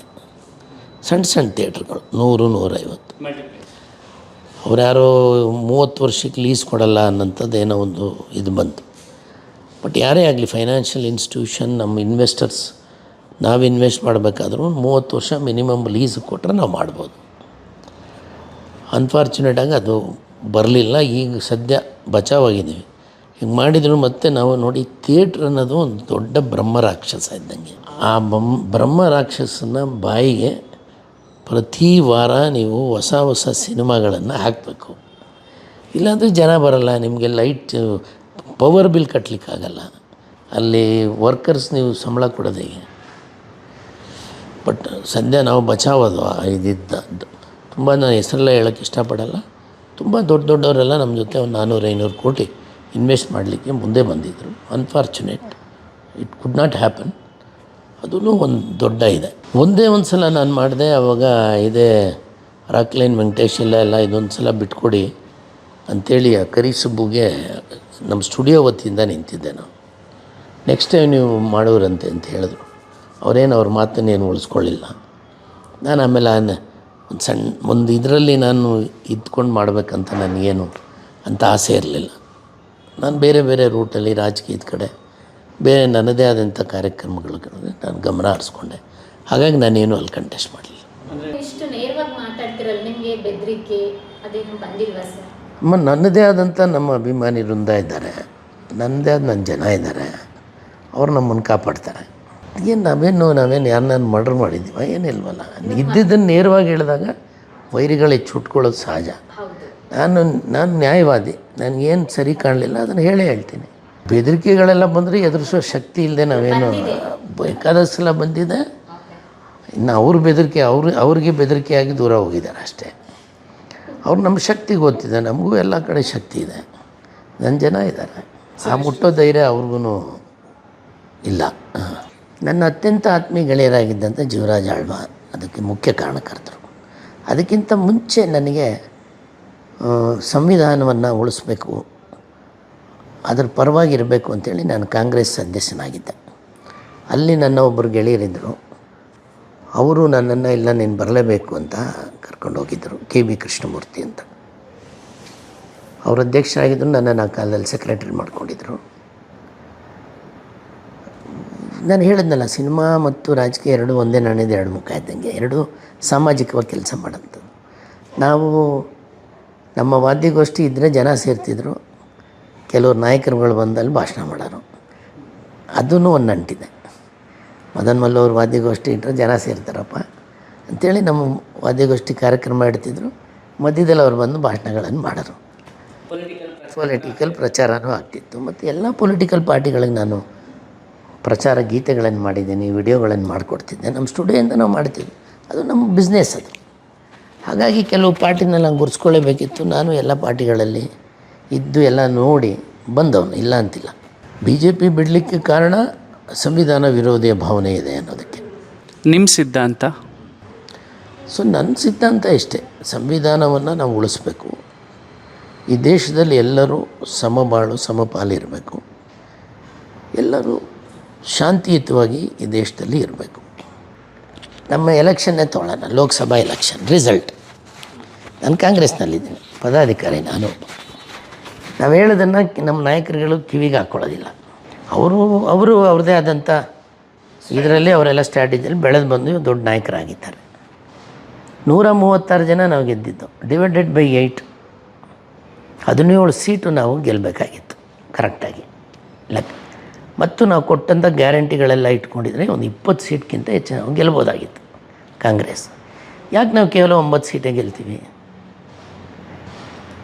ಈಗ ಕಾಂಗ್ರೆಸ್ ಅಂತ ಇಲ್ಲ, ಬಿ ಜೆ ಪಿನಲ್ಲೇ ಆಗಲಿ ಯಾವುದೇ ರಾಜಕೀಯ ಪಕ್ಷದಲ್ಲಿ ಅವರವ್ರ ನಾಯಕರುಗಳು ತಮ್ಮ ತಂಡ ಕಟ್ಕೊಂಡಿರ್ತಾರೆ. ಅವ್ರು ಹೊಗಳು ಭಟ್ರು, ಅವ್ರ ಸುತ್ತಮುತ್ತ ಇರೋರು, ಅವರೇ ಇವ್ನು ನಮಗೆ ಬದ್ಧತೆ ಆಗಿರ್ತಾನಪ್ಪ ಅಂತ ಅವ್ರನ್ನ ಮಾತ್ರ ಅವ್ರು ಕಾಪಾಡ್ಕೋತಾರೆ. ಅಣ್ಣ ನಾಯಕರು. ನೀವು ಪಾರ್ಟಿಗಾಗಿ ಕೆಲಸ ಮಾಡ್ತೀರೋನು ಅವ್ನು ಕೆಲಸ ಮಾಡಿಕೊಂಡೇ ಇರ್ತಾನೆ, ಅವನನ್ನು ಯಾರೂ ಗುರ್ಸೋದಿಲ್ಲ. ನೀವು ಒಬ್ಬ ನಾಯಕನ it's A party of 100 party. ನೀವು ಕಾಂಗ್ರೆಸ್ಸೇ ತೊಗೊಳ್ಳಿ, ಬಿ ಜೆ ಪಿನೇ ತೊಗೊಳ್ಳಿ, ಯಡಿಯೂರಪ್ಪಂದೊಂದು ಪಾರ್ಟಿ, ಇನ್ನೊಬ್ರದ್ದೊಂದು ಪಾರ್ಟಿ ಅಲ್ಲಿರೋರ್ದು. ಕಾಂಗ್ರೆಸ್ಸಲ್ಲಿ ತೊಗೊಳ್ಳಿ, ಸಿದ್ದರಾಮಯ್ಯ ಕಾಂಗ್ರೆಸ್ ಒಂದು, ಡಿ ಕೆ ಶಿವಕುಮಾರ್ ಕಾಂಗ್ರೆಸ್ ಒಂದು, ಪರಮೇಶ್ವರ್ ಕಾಂಗ್ರೆಸ್ ಒಂದು, ಹಿಂಗೆ ಅವ್ರವ್ರ ತಂಡ ಅವ್ರದ್ದೇ ಒಂದು ಕಾಂಗ್ರೆಸ್. ಅವ್ರ ಮನೆ ಬಾಗಿಲು ಯಾರು ಕಾಯ್ತಾರೆ, ಅವ್ರಿಗೆ ಬದ್ಧತೆ ಯಾರು ಇರ್ತಾರೆ ಅವ್ರನ್ನ ಅವ್ರು ಕಾಪಾಡ್ಕೋತಾರೆ. ಪಾರ್ಟಿ ಅಂತ ನಂಬ್ಕೊಂಡು ಹಿಂಗೆ ನಮ್ಮಂಗೆ ಹೋದವ್ರನ್ನ ನೀವು ದುಡಿಸ್ಕೊಳ್ತಾನೆ ಇರ್ತೀರಿ, ನಾವು ದುಡಿತಾನೆ ಇರ್ತೀವಿ. ಅಧಿಕಾರ ನಿಮಗೆ ಕೊಡೋದಿಲ್ಲ, ಬೇರೆ ಬೇರೆ ಕಾರಣಗಳಿಂದನೂ ಕೊಡೋಲ್ಲ. ನೀವು ಬುದ್ಧಿವಂತರಾಗಿದ್ರೂ ರಾಜಕೀಯದಲ್ಲಿ ಕಷ್ಟವೇ. ಇವನಿಗೇನಾರು ಅಧಿಕಾರಿ ಕೊಟ್ಟರೆ ಇವನು ಇನ್ನೂ ಏನೋ ನಮ್ಮನ್ನು ಮೀರಿಸ್ತಾನಪ್ಪ ಅನ್ನೋಂಥದ್ದು ಇರ್ತದೆ. ನೂರಾರು ಕಾರಣ ಇರ್ಬೋದು. ಬಟ್ ಇಲ್ಲಿ ನಾವುಗಳು ನೋವಿನಿಂದ ಹೇಳೋಂಥ ವಿಷಯ ಏನಪ್ಪ ಅಂದರೆ, ಪಾರ್ಟಿ ಕೆಲಸ ಮಾಡಬಾರ್ದು. ಯಾರೋ ಒಬ್ಬರು ನಾಯಕನ ಮನೆ ಬಾಗಿಲು ಕಾಯಬೇಕು, ಅವ್ರ ನಂಬಿಕೆ ಉಳಿಸ್ಕೋಬೇಕು. ನಮಗೆ ಎಲ್ಲ ನಾಯಕರ ಮೇಲೆ ನಂಬಿಕೆ ಇರೋದಲ್ಲ, ಅವ್ರಿಗೆ ನಮ್ಮ ಮೇಲೆ ನಂಬಿಕೆ ಇರಬೇಕು. ಯಾರೋ ಒಬ್ಬರು ಹೇಳ್ತಾಯಿದ್ರು, ಸರ್ ನೀವು ಹನುಮಂತನಾಗಬೇಕು ಮೊದಲು, ನೀವು ಒಬ್ಬ ರಾಮನ ಹತ್ರ, ಇಲ್ಲಾಂದರೆ ನಿಮ್ಮನ್ನು ಯಾರೂ ಕಾಪಾಡಲ್ಲ ಅಂತ. ಸತ್ಯನೂ ಹೌದು ಅವ್ರು ಹೇಳಿದ್ರಲ್ಲಿ. ಅವ್ರುಗಳೂ ಅದೇ ರೀತಿಯಾಗಿ ನಡ್ಕೊಂಡಿದ್ದಾರೆ. ಮತ್ತು ಅವರು ಬೆಳೆಸ್ತವ್ರೂ ಅವ್ರಿಗೆ ಹಿಂದೆಯಿಂದ ಬೆನ್ನಿಗೆ ಚೂರಿ ಹಾಕಿದ್ದಾರೆ. ಹಾಗಾಗಿ ಅವರು ಯಾರನ್ನೂ ಬೆಳೆಸೋಕ್ಕೆ ಹೋಗಲ್ಲ. ಇಂಥವೆಲ್ಲ ಇದೆ. ಸೊ ರಾಜಕೀಯವಾಗಿ ಒಂದು ಸಲ ಮಾತಾಡೋಣ, ತುಂಬ ವಿಷಯಗಳಿದೆ. ನಾನು ಯಾವ ಕಾಲದಿಂದ, ನಾನು ದಿನೇಶ್ ಗುಂಡೂರಾವ್ರ ತಂದೆ ಗುಂಡೂರಾಯರು ಮುಖ್ಯಮಂತ್ರಿ ಆದಾಗಿಂದ ನಾನು ಭಾಳಷ್ಟು ಜನ ಮುಖ್ಯಮಂತ್ರಿಗಳನ್ನು ಫಾಲೋ ಮಾಡಿಕೊಂಡು ಅವರು ರಾಜಕೀಯವಾಗಿ ನಾನು ಕೆಲಸಗಳನ್ನು ಮಾಡ್ಕೊಂಡು ಬಂದು. ಗುಂಡೂರಾಯರದ್ದು 25ನೇ ವರ್ಷದ ಮದುವೆ ವಾರ್ಷಿಕೋತ್ಸವದ ಕಾರ್ಯಕ್ರಮನೂ ನಾನೇ ಮಾಡಿದೆ. JH ಪಟೇಲ್ರ ಜೊತೆ ಹೆಚ್ಚು ಗುರುಸ್ಕೊಂಡಿದ್ದವನು ನಾನು, ಅವರ ಅಭಿಮಾನಿ ಸಹ ನಾನು. JH ಪಟೇಲರು ಮುಖ್ಯಮಂತ್ರಿ ಆಗಿದ್ದಾಗ, ಬಂಗಾರಪ್ಪನವರು ಮುಖ್ಯಮಂತ್ರಿ, ಅವರು ಕಲಾವಿದರು, ಬಂಗಾರಪ್ಪನವರು ಒಳ್ಳೆ ಹಾಡುಗಾರರು ಆಗಿದ್ದರು. ನಂತರ ಈ ರೀತಿ ಬಂದಂಥ ಎಲ್ಲ ಮುಖ್ಯಮಂತ್ರಿಗಳಿಗೆ ಕಲಾವಿದರ ಮೇಲೆ ಒಂದು ಪ್ರೀತಿ ಗೌರವ ಇರ್ತಿತ್ತು. ಏನೋ ಕಾರಣದಲ್ಲಿ ಈಗ ಕೆಲವೆಲ್ಲ ಅನ್ಕಲ್ಚರ್ಡ್ ಪಾರ್ಟಿಗಳಾಗ್ಬಿಟ್ಟಿದೆ. ಕಲ್ಚರಲ್ಲಿ ತುಂಬ ಅಷ್ಟು ಒಂದು ವ್ಯವಸ್ಥಿತವಾಗಿಲ್ಲ ನಮ್ಮಲ್ಲಿ. ಕೆಲವೆಲ್ಲ ನೋವುಗಳಿದೆ ನಮಗೆ, ಅವನ್ನೆಲ್ಲ ನಾವು ಹೇಳ್ಕೊಳಕ್ಕಾಗಲ್ಲ. ಸೊ ಹಾಗಾಗಿ ರಾಜಕೀಯ ಟೋಟಲಿ ಈಸ್ ಎ ಡಿಫ್ರೆಂಟ್ ಇದು. ಈಗೇನಾಗಿದೆ, 2007 ನಂತರ ಬಿ ಜೆ ಪಿ ಅಧಿಕಾರಕ್ಕೆ ಬಂದಾಗ ಏನು ಹಣನೇ ಭಾಳ ಮುಖ್ಯವಾಗಿಬಿಡ್ತಿಲ್ಲಿ. ದುಡ್ಡಿದ್ದವರೆಲ್ಲ ನೀವು ನೋಡ್ತಾ ಬನ್ನಿ. ಇವಾಗ ನೀವು ಯಾವುದೇ ಪಾರ್ಟಿನಲ್ಲಿ ನೀವು ಟಿಕೆಟ್ ಕೇಳಿದ್ರೆ ನಿಮ್ಮ ಹತ್ರ ಎಷ್ಟಿದೆ ದುಡ್ಡಿದೆ? ಜಾತಿ ಅಫ್ಕೋರ್ಸ್ ನಂತರ ಬರೋದು. ನಿಮಗೆ ಪಾಯಿಂಟ್ 1ಇಂದ 10ವರೆಗೆ ತೊಗೊಂಡು ಬನ್ನಿ, 9ರವರೆಗೆ ಕೇಳೋದೆ ನಿಮಗೆ ದುಡ್ಡು. ಎಷ್ಟು ಹಣ ಇದೆ ನಿಮ್ಮ ಹತ್ರ? ಹಣ ಹಣ ಹಣ ಹಣ, ಆಮೇಲೆ ಜಾತಿ, ನಂತರ ಉಪಜಾತಿ. ರಾಜಕೀಯದಲ್ಲಿ ಹಾಗಾಗಿ ಹೋಗಿದೆ. So there are lot of things to be discussed. ಯಾವಾಗಾರು ನಾನು ಹೇಳ್ತೀನಿ ನನ್ನ ಅನುಭವವನ್ನು, ನನ್ನ ರಾಜಕೀಯದ ಅನುಭವ, ಸಿನಿಮಾ ರಂಗದ ಅನುಭವ. ನೀವು ಒಂದಷ್ಟು ಪ್ರಶ್ನೆಗಳು ಕೇಳಿದರೆ ನನ್ನಿಂದ ಬರ್ತಿತ್ತು. ನೀವು ನನ್ನೇ ಮಾತಾಡೋಕ್ಕೆ ಬಿಟ್ಟರೆ ನನಗೆ ನೆನಪಿರೋದೊಂದು ಒಂದಷ್ಟು ಹೇಳಬಲ್ಲೆ. ಈ ಕನ್ನಡ ಸಿನಿಮಾ ರಂಗ ಇಷ್ಟೆಲ್ಲ ಹಾಳಾಗೋಕ್ಕೆ ಸೂಕ್ಷ್ಮವಾಗಿ 2-3 ಪಾಯಿಂಟ್ಗಳು ನಿಮ್ಗೆ ಹೇಳಿದ್ದೀನಿ. ಇಲ್ಲದೆ ಹೋಗಿದ್ದಿದ್ರೆ, ಮೊದಲೇ ಕನ್ನಡದಲ್ಲಿ ಡಬ್ಬಿಂಗ್ ಬಂದಿದ್ದಿದ್ರೆ ಇವತ್ತು ಕನ್ನಡ ಸಿನಿಮಾನ ಬೇರೆ ಯಾವುದೇ ದೊಡ್ಡ ದೊಡ್ಡ ಸಿನಿಮಾಲ್ಲಿ ಬಿಡುಗಡೆ ಆಗಬೇಕಿದ್ರೆ ಕನ್ನಡದಲ್ಲಿ ಡಬ್ ಮಾಡಿ ಬಿಡುಗಡೆ ಮಾಡ್ತಿದ್ರು. ನಮ್ಮ ಜನಕ್ಕೂ ಸ್ವಲ್ಪ ಅಭಿಮಾನ ಬೇಕು ನಮ್ಮ ಭಾಷೆ ಅನ್ನೋದ್ರ ಬಗ್ಗೆ. ಸರ್, ನೀವು ಹೇಳಿದ್ರಿ ನಾನು ಸಿನಿಮಾ ಮಾಡಿಲ್ಲ ಅಂದಿದ್ರೆ 2,000 ಕೋಟಿ ನನ್ನ ಹತ್ರ ಇರ್ತಾ ಇತ್ತು. ಇವಾಗಿನ ಲೆಕ್ಕ ತೊಗೊಂಡ್ರೆ ಅದು 4,000 ಆಗಿರೋದೇನು. 4,000 ಕೋಟಿ. ಮತ್ತು ಹೇಗೆ ಸಸ್ಟೈನ್ ಆದ್ರಿ ಸರ್ ಲೈಫಲ್ಲಿ? ಏನಾರು ಬೇರೆ ಬಿಸ್ನೆಸ್ಸು ಎಲ್ಲರೂ ಇನ್ವೆಸ್ಟ್ ಮಾಡಿದ್ದೀರಾ, ಹೇಗೆ ಏನು? ನಂದೊಂದು ಒಮ್ಮೆ ನಾನು ರಾಮಕೃಷ್ಣ ಹೆಗಡೆ ಅವ್ರಿಗೆ 96ರಲ್ಲಿ ಅಂತ ಕಾಣುತ್ತೆ ಇದನ್ನು ಮಾಡ್ತಿದ್ದೆ. ಏನು, ನಾನು ಅವಾಗ ಅಮೇರಿಕಾದಿಂದ ಒಂದು 4 ಟ್ರ್ಯಾಕ್ ರೆಕಾರ್ಡರ್ ತಂದಿದ್ದೆ. ಅದರಲ್ಲಿ ಅವ್ರದ್ದು ಭಾಷಣಗಳನ್ನೆಲ್ಲ ರೆಕಾರ್ಡ್ ಮಾಡ್ತಿದ್ದೆ. ಅವಾಗೇನೋ ಜೀವನಕ್ಕೆ ಏನೋ ಮಾಡ್ಕೊಂಡಿದ್ದೆ ಅಂತ ಒಂದು ಪ್ರಶ್ನೆ ಕೇಳಿದ್ರು ನನಗೆ ಅವರು. ನಾನು ನಕ್ಬಿಟ್ಟೆ, ಯಾಕಂದರೆ ಅವಾಗ ತುಂಬ ಪಾಪ್ಯುಲರ್ ಇದ್ದೆ ನಾನು. ವರ್ಷದಲ್ಲಿ ತಿಂಗಳಲ್ಲಿ 30 ದಿನದಲ್ಲಿ ಒಂದು 25 ದಿನ ಆದರೂ ನಮ್ಮ ಕಾರ್ಯಕ್ರಮಗಳಿರ್ತಿತ್ತು. ಒಳ್ಳೆ ದುಡಿಮೆ ಇತ್ತು, ಎಲ್ಲ ಇತ್ತು. ನಾನು ನಗ್ತಾಗ ನನ್ನ ಪ್ರಶ್ನೆ ನಿನ್ಗೆ ಅರ್ಥ ಆದಾಗ ಬಂದು ಹೇಳು ಅಂದರು. ಅದಾದ ಮೇಲೆ ಒಂದು 2 ವರ್ಷ ನಾನು ಹಾಗೆ ಮರ್ತೋಗಿದ್ದೆ ಅವ್ರ ಪ್ರಶ್ನೆನ. ಒಂದಿನ ಹಿಂಗೆ ಕೂತ್ಕೊಂಡು ಯೋಚನೆ ಮಾಡ್ತಿದ್ದಾಗ ನೆನಪಾಯಿತು ಅಂತೇಳಿ ಅವ್ರಿಗೋಗಿ ಹೇಳಿದೆ, ನೋಡಪ್ಪ ಈಗೇನೋ ವಯಸ್ಸಿದೆ, ನಿನ್ನ ನಂತರ ವಯಸ್ಸಾದಮೇಲೆ ಏನು ಮಾಡ್ತೀಯ? ಆವಾಗಲೂ ನೀನು ಡ್ಯಾನ್ಸ್ ಮಾಡ್ಕೊಂಡು ಆಟಾಡ್ಕೊಂಡಿರ್ತೀಯ? ಇಲ್ಲ ತಾನೇ, ಏನಾದರೂ ಬೇರೆ ಬಿಸ್ನೆಸ್ ಏನಾರು ಮಾಡು ಅಂತ. ಆಗ 98 ಅವರು ದೆಹಲಿನಲ್ಲಿ ಇವರು ವಾಜಪೇಯಿ ಸರ್ಕಾರದಲ್ಲಿ ಒಂದೇನೋ ಒಂದು ಸ್ಥಾನಮಾನದಲ್ಲಿದ್ದರು ಅವರು. ಸರ್ ನನ್ನ ನೆನಪು ಯಾವುದಾದ್ರು ಪೆಟ್ರೋಲ್ ಬಂಕು, ಗ್ಯಾಸ್ ಏಜೆನ್ಸಿ ಅಂತಿದ್ದೇನಾರು ಮಾಡ್ಕೊಳ್ಳೋ, ಅಟ್ಲೀಸ್ಟ್ ಊಟಕ್ಕೆ ನಿನಗೇನು ತೊಂದರೆ ಆಗೋಲ್ಲ ಅಂತ. ಅವ್ರು ಯಾವ ಬಾಯಿನಲ್ಲಿ ಹೇಳಿದ್ರು. ನಾನೊಂದು ಗ್ಯಾಸ್ ಏಜೆನ್ಸಿಗೆ ಅಪ್ಲೈ ಮಾಡಿದೆ. ಸೊ ಆಗ ನನಗೊಂದು 99ನಲ್ಲಿ ಒಂದು 25 ವರ್ಷ ಆಯಿತು, ಒಂದು ಗ್ಯಾಸ್ ಏಜೆನ್ಸಿ ಆಯಿತು. ಅದರಲ್ಲಿ ನಮ್ಗೆ ಊಟಕ್ಕೆ ನಮ್ಮ ಇದಕ್ಕೆ ನಮ್ಗೆ ತೊಂದರೆ ಇಲ್ಲ, ಮಾಡ್ಕೊಂಡು ಬರ್ತಿದ್ವಿ. ಅದಲ್ಲದೆ ನಾವು ಸಣ್ಣ ಪುಟ್ಟ ಬಿಸ್ನೆಸ್ ಮಾಡ್ತೀನಿ, ರಿಯಲ್ ಎಸ್ಟೇಟ್ ಮಾಡ್ತೀನಿ, ತೊಗೊಳ್ಳೋದು ಮಾರೋದು ಇಂಥವೆಲ್ಲವನ್ನು ಮಾಡ್ತೀವಿ. ಈಗ ಸಣ್ಣದಾಗಿ ನಮ್ಮದೇ ಆದಂಥ ಒಂದು ಮರಕ್ಕೆ ಇನ್ಫ್ರಾಸ್ಟ್ರಕ್ಚರ್ ಅಂತ ಮಾಡಬೇಕು. ಜಾಯಿಂಟ್ ವೆಂಚರ್ಸಲ್ಲಿ ಬಿಲ್ಡಿಂಗ್ಗಳು ಕಟ್ಟೋದು, ಬಾಡಿಗೆ ಕೊಡೋದು, ಇಂಥವೆಲ್ಲ ಮಾಡಬೇಕು ಅಂತಿದ್ದೀವಿ. ಒಂದೊಂದು ಬಿಲ್ಡಿಂಗ್ ಕಟ್ಟಿದ್ದೆ. ನಾನೊಂದು ಕಂಪ್ನಿಗೆ ಬಾಡಿಗೆ ಕೊಟ್ಟಿದ್ದೀನಿ ಕೋರಮಂಗಲದಲ್ಲಿ. ಈಗ ಅಲ್ಲಲ್ಲಿ ಈಗ ನೀವು ಬಂದು ಕುಂತಿದ್ರಿ, ಇಲ್ಲೂ ಒಂದಷ್ಟು. ಸೊ ಆ ಥರ ಬಾಡಿಗೆ ಬರೋಂಗೆ ಏನೋ ಮಾಡ್ಕೊಂಡು ಜೀವನ ಮಾಡ್ತಿದ್ದೀವಿ ಅಷ್ಟೇ. ಸರ್ ನಿಮ್ಮದು ಗಾಂಧಿನಗರದಲ್ಲಿ ಇತ್ತಲ್ಲ ಆಫೀಸ್, ಕ್ಲೋಸೇ ಮಾಡಿಬಿಟ್ರಾ ಬೆಂಕಿ ಬಿದ್ದ ಮೇಲೆ? ಮತ್ತೆ ಆಫೀಸೇ ಮಾಡಲಿಲ್ವಾ? ಫಸ್ಟ್ ಆಫ್ ಆಲ್ ಒಂದು ಸೈಕಲ್ ನಿಲ್ಸ್ಕೊಳ್ಳೋಕ್ಕೂ ಅಲ್ಲಿ ಪಾರ್ಕಿಂಗ್ ಜಾಗ ಇಲ್ಲ ಗಾಂಧಿನಗರದಲ್ಲಿ. ನನ್ನ ಮರ್ಸಿಡೀಸ್ ಬೆಂಚ್ ತೊಗೊಂಡೋಗಿ ಎಲ್ಲಿ ನಿಲ್ಲಿಸ್ಕೊಳ್ಳಿ ನಾನು ಅಲ್ಲಿ parking is A biggest problem. ಬರಲಿಕ್ಕೆ ಎಲ್ಲ ಜನಕ್ಕೆ ಕಷ್ಟ ಆಗ್ತಿತ್ತು. ಮತ್ತು ಸಿನಿಮಾ ರಂಗನೂ ಈಗೆಲ್ಲ ಆಲ್ಮೋಸ್ಟು ಒಂಥರ ಮುಳುಗೋಗಿದ್ದ ಕತೆ ಅದು. ಮತ್ತು ಯಾಕೆ ಸುಮ್ಮನೆ ನಮಗೊಂದು ತಿಂಗಳಿಗೆ 1 ಲಕ್ಷ ರೂಪಾಯಿ ಖರ್ಚಾಗೋದು, ಆಫೀಸು, ಸ್ಟಾಫು. ಆಮೇಲೆ ನಾವು ನಮ್ಮ ಆಫೀಸ್ ಇದ್ದರೆ ಊರವರೆಲ್ಲ ಬರೋರು. ಅಣ್ಣ ಬಂದಿದ್ದೆ ಬೆಂಗಳೂರಿಗೆ, ಏನೋ ಪಿಕ್ ಪಾಕೆಟ್ ಆಗೋಯ್ತಣ್ಣ, ಊರಿಗೆ ಹೋಗ್ಬೇಕು, ಒಂದು 500 ಕೊಡು, 1000 ಕೊಡು ಅಂತ ಬರೋರು. ನಾವು ಅವಾಗ ಏನು ಮಾಡಿಬಿಟ್ಟಿದ್ದೆವು ಅಂದರೆ, ಅಲ್ಲೊಂದು ಹೋಟ್ಲಿತ್ತು. ಯಾರೇ ಬರಲಿ ಅವ್ರಿಗೊಂದು ಊಟದ್ದು ಚೀಟಿ ಕೊಟ್ಬಿಡ್ತಾರೆ. ದುಡ್ಡಿಲ್ವಾ, ತಗೋ ಊಟ ಮಾಡು. ನಮ್ಮ ಹುಡುಗನಿಗೆ ಒಬ್ಬನ PA ಇಟ್ಬಿಟ್ಟಿದ್ದೆ. ಅವನೇನು ಮಾಡ್ತಿದ್ದ, ಯಾವ ಊರಿಗೆ ಹೋಗ್ಬೇಕಪ್ಪ ನೀನು, ಬಾ, ಕರ್ಕೊಂಡೋಗಿ ಟಿಕೆಟ್ ಕೊಡಿಸಿ ಬಸ್ಸಲ್ಲಿ ಕೊಂಡಿಸ್ತಿದ್ದ. ಇಲ್ಲಾಂದರೆ ನನ್ನ ಕಣ್ಣು ಮುಂದೆನೇ ಏನೋ ಅಣ್ಣ ಇಲ್ಲ ಅಣ್ಣ ಹಿಂಗಾಗೋಯ್ತು ಅಂತ ಬರೋದು. ಒಂದು 500 ರೂಪಾಯಿ ಇಸ್ಕೊಂಡು ನೋಡಿದ್ರೆ ಕುಡ್ದು ಅಲ್ಲೇ ಅಡ್ಡಾಡೋರು. ಅದನ್ನು ತಪ್ಪಿಸಿಕ್ಕೆ ಏನು ಮಾಡಿಬಿಟ್ಟೆ ನಾನು, ಎಲ್ರಿಗೂ ಟೋಕನ್ಸ್. ಊಟ ಮಾಡಿಲ್ವಾ, ತಗೋ ಊಟ ಮಾಡು.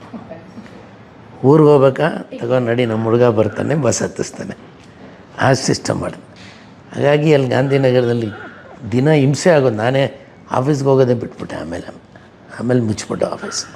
ನಿಮ್ಮದು ದಾವಣಗೆರೆ ಬೆಣ್ಣೆ ದೋಸೆ ಹೋಟ್ಲ್ ಇತ್ತಲ್ಲ, ಅಲ್ಲಲ್ವಾ ಇದ್ದಿದ್ದು? ಇಲ್ಲ, ನಂದು ಇಂದಿರಾ ಮಹಲ್ ಅಂತ ಇತ್ತು, ಅದರಲ್ಲಿತ್ತು. ತದನಂತರ ನಾನು ಡಾಕ್ಟರ್ ರಾಜ್ಕುಮಾರ್ ಅವರ ಮತ್ತು ರವಿಚಂದ್ರನ್ ಎಲ್ರದ್ದು ಆಫೀಸ್ ಇತ್ತಲ್ಲ, 6th ಕ್ರಾಸ್ ಆ ರೋಡಲ್ಲಿ ಬಂದು ಅಲ್ಲೊಂದೊಂದು 7-8 ವರ್ಷ ಇದ್ದೆ. ಸರ್ ನೀವು ಆಂಧ್ರ ಹೆಂಡ್ತಿಲೆಲ್ಲೋ ಫಸ್ಟ್ ಹೀರೋ ಆಗಿ ಮಾಡಿದ್ದು? ನಾನು ಹೀರೋ ಆಗಿ ಮಾಡಿದ್ದು ಮಹಾಚತುರ ಫಸ್ಟ್ 95ಅಲ್ಲಿ ಬಿಡುಗಡೆ ಆಗಿದ್ದು ಸಿನಿಮಾ. ಓಕೆ, ನೀವು ಹುಟ್ಟಿದ್ರೆ ಏನೋ ಗೊತ್ತಿಲ್ಲ, 95 ಹುಟ್ಟಿದೆ ಸರ್, 2 ವರ್ಷ ಆಗಿತ್ತು. ನಮಗೆ ನೆನಪಿಲ್ಲ. ಸರ್ ನೀವು ಹೇಳಿದ್ರಿ ಸೀತಾಹಾರ ಅವರು ಫಸ್ಟ್ ನಮ್ಮ ಜೊತೆ ಮಾಡಿದ್ದು ಅಂತ. ಆ ನಾವು ಎಕ್ಸ್ಪೀರಿಯನ್ಸ್ ಸೀತಾರಾನ ಮಡ್ರಾಸಿಂದ ಕರ್ಕೊಂಡ್ಬಂದು ಇಲ್ಲಿ ಇಂಟ್ರಡ್ಯೂಸ್ ಮಾಡಿದ್ದು ನಾನೇ. ಪ್ರೊಡಕ್ಷನ್ ಇಂಡಿಯನ್ ಪಿಕ್ಚರ್, ಅದು ನಾವು one of the producer and music director of that picture. Indian ಅಂತ, ದೇವರಾಜ್ ಹೀರೋ ಅದರಲ್ಲಿ. ಅದಾದ ಅಲ್ಲಿ ಆ ಶೂಟಿಂಗ್ ಇದ್ದಾಗಲೇ ಆಕೆನ ಹಾಲುಂಡತ್ತವರಿಗೆ ವಿಷ್ಣುವರ್ಧನ್ ಎದುರುಗಡೆ ತೊಗೊಂಡ್ರು. ಮೊದಲು ಅದೇ ಬಿಡುಗಡೆ ಆಗೋಯ್ತು ಹಾಲುಂಡತ್ತವರು. ಓಕೆ, ನಂತರ ನಮ್ಮದು ಇಂಡಿಯನ್ ಬಿಡುಗಡೆ ಆಯಿತು. ಓಕೆ, ಇಂಡಿಯನ್ ಸೂಪರ್ ಹಿಟ್ ಚೆನ್ನಾಗೈತೆ. ಆಗ ತೆಲುಗುಗೆ ಈ ಸಿನಿಮಾಗಳೆಲ್ಲ ಡಬ್ಬಿಂಗ್ ರೈಟ್ಸ್ ಹೋಗ್ತಾಯಿತ್ತು.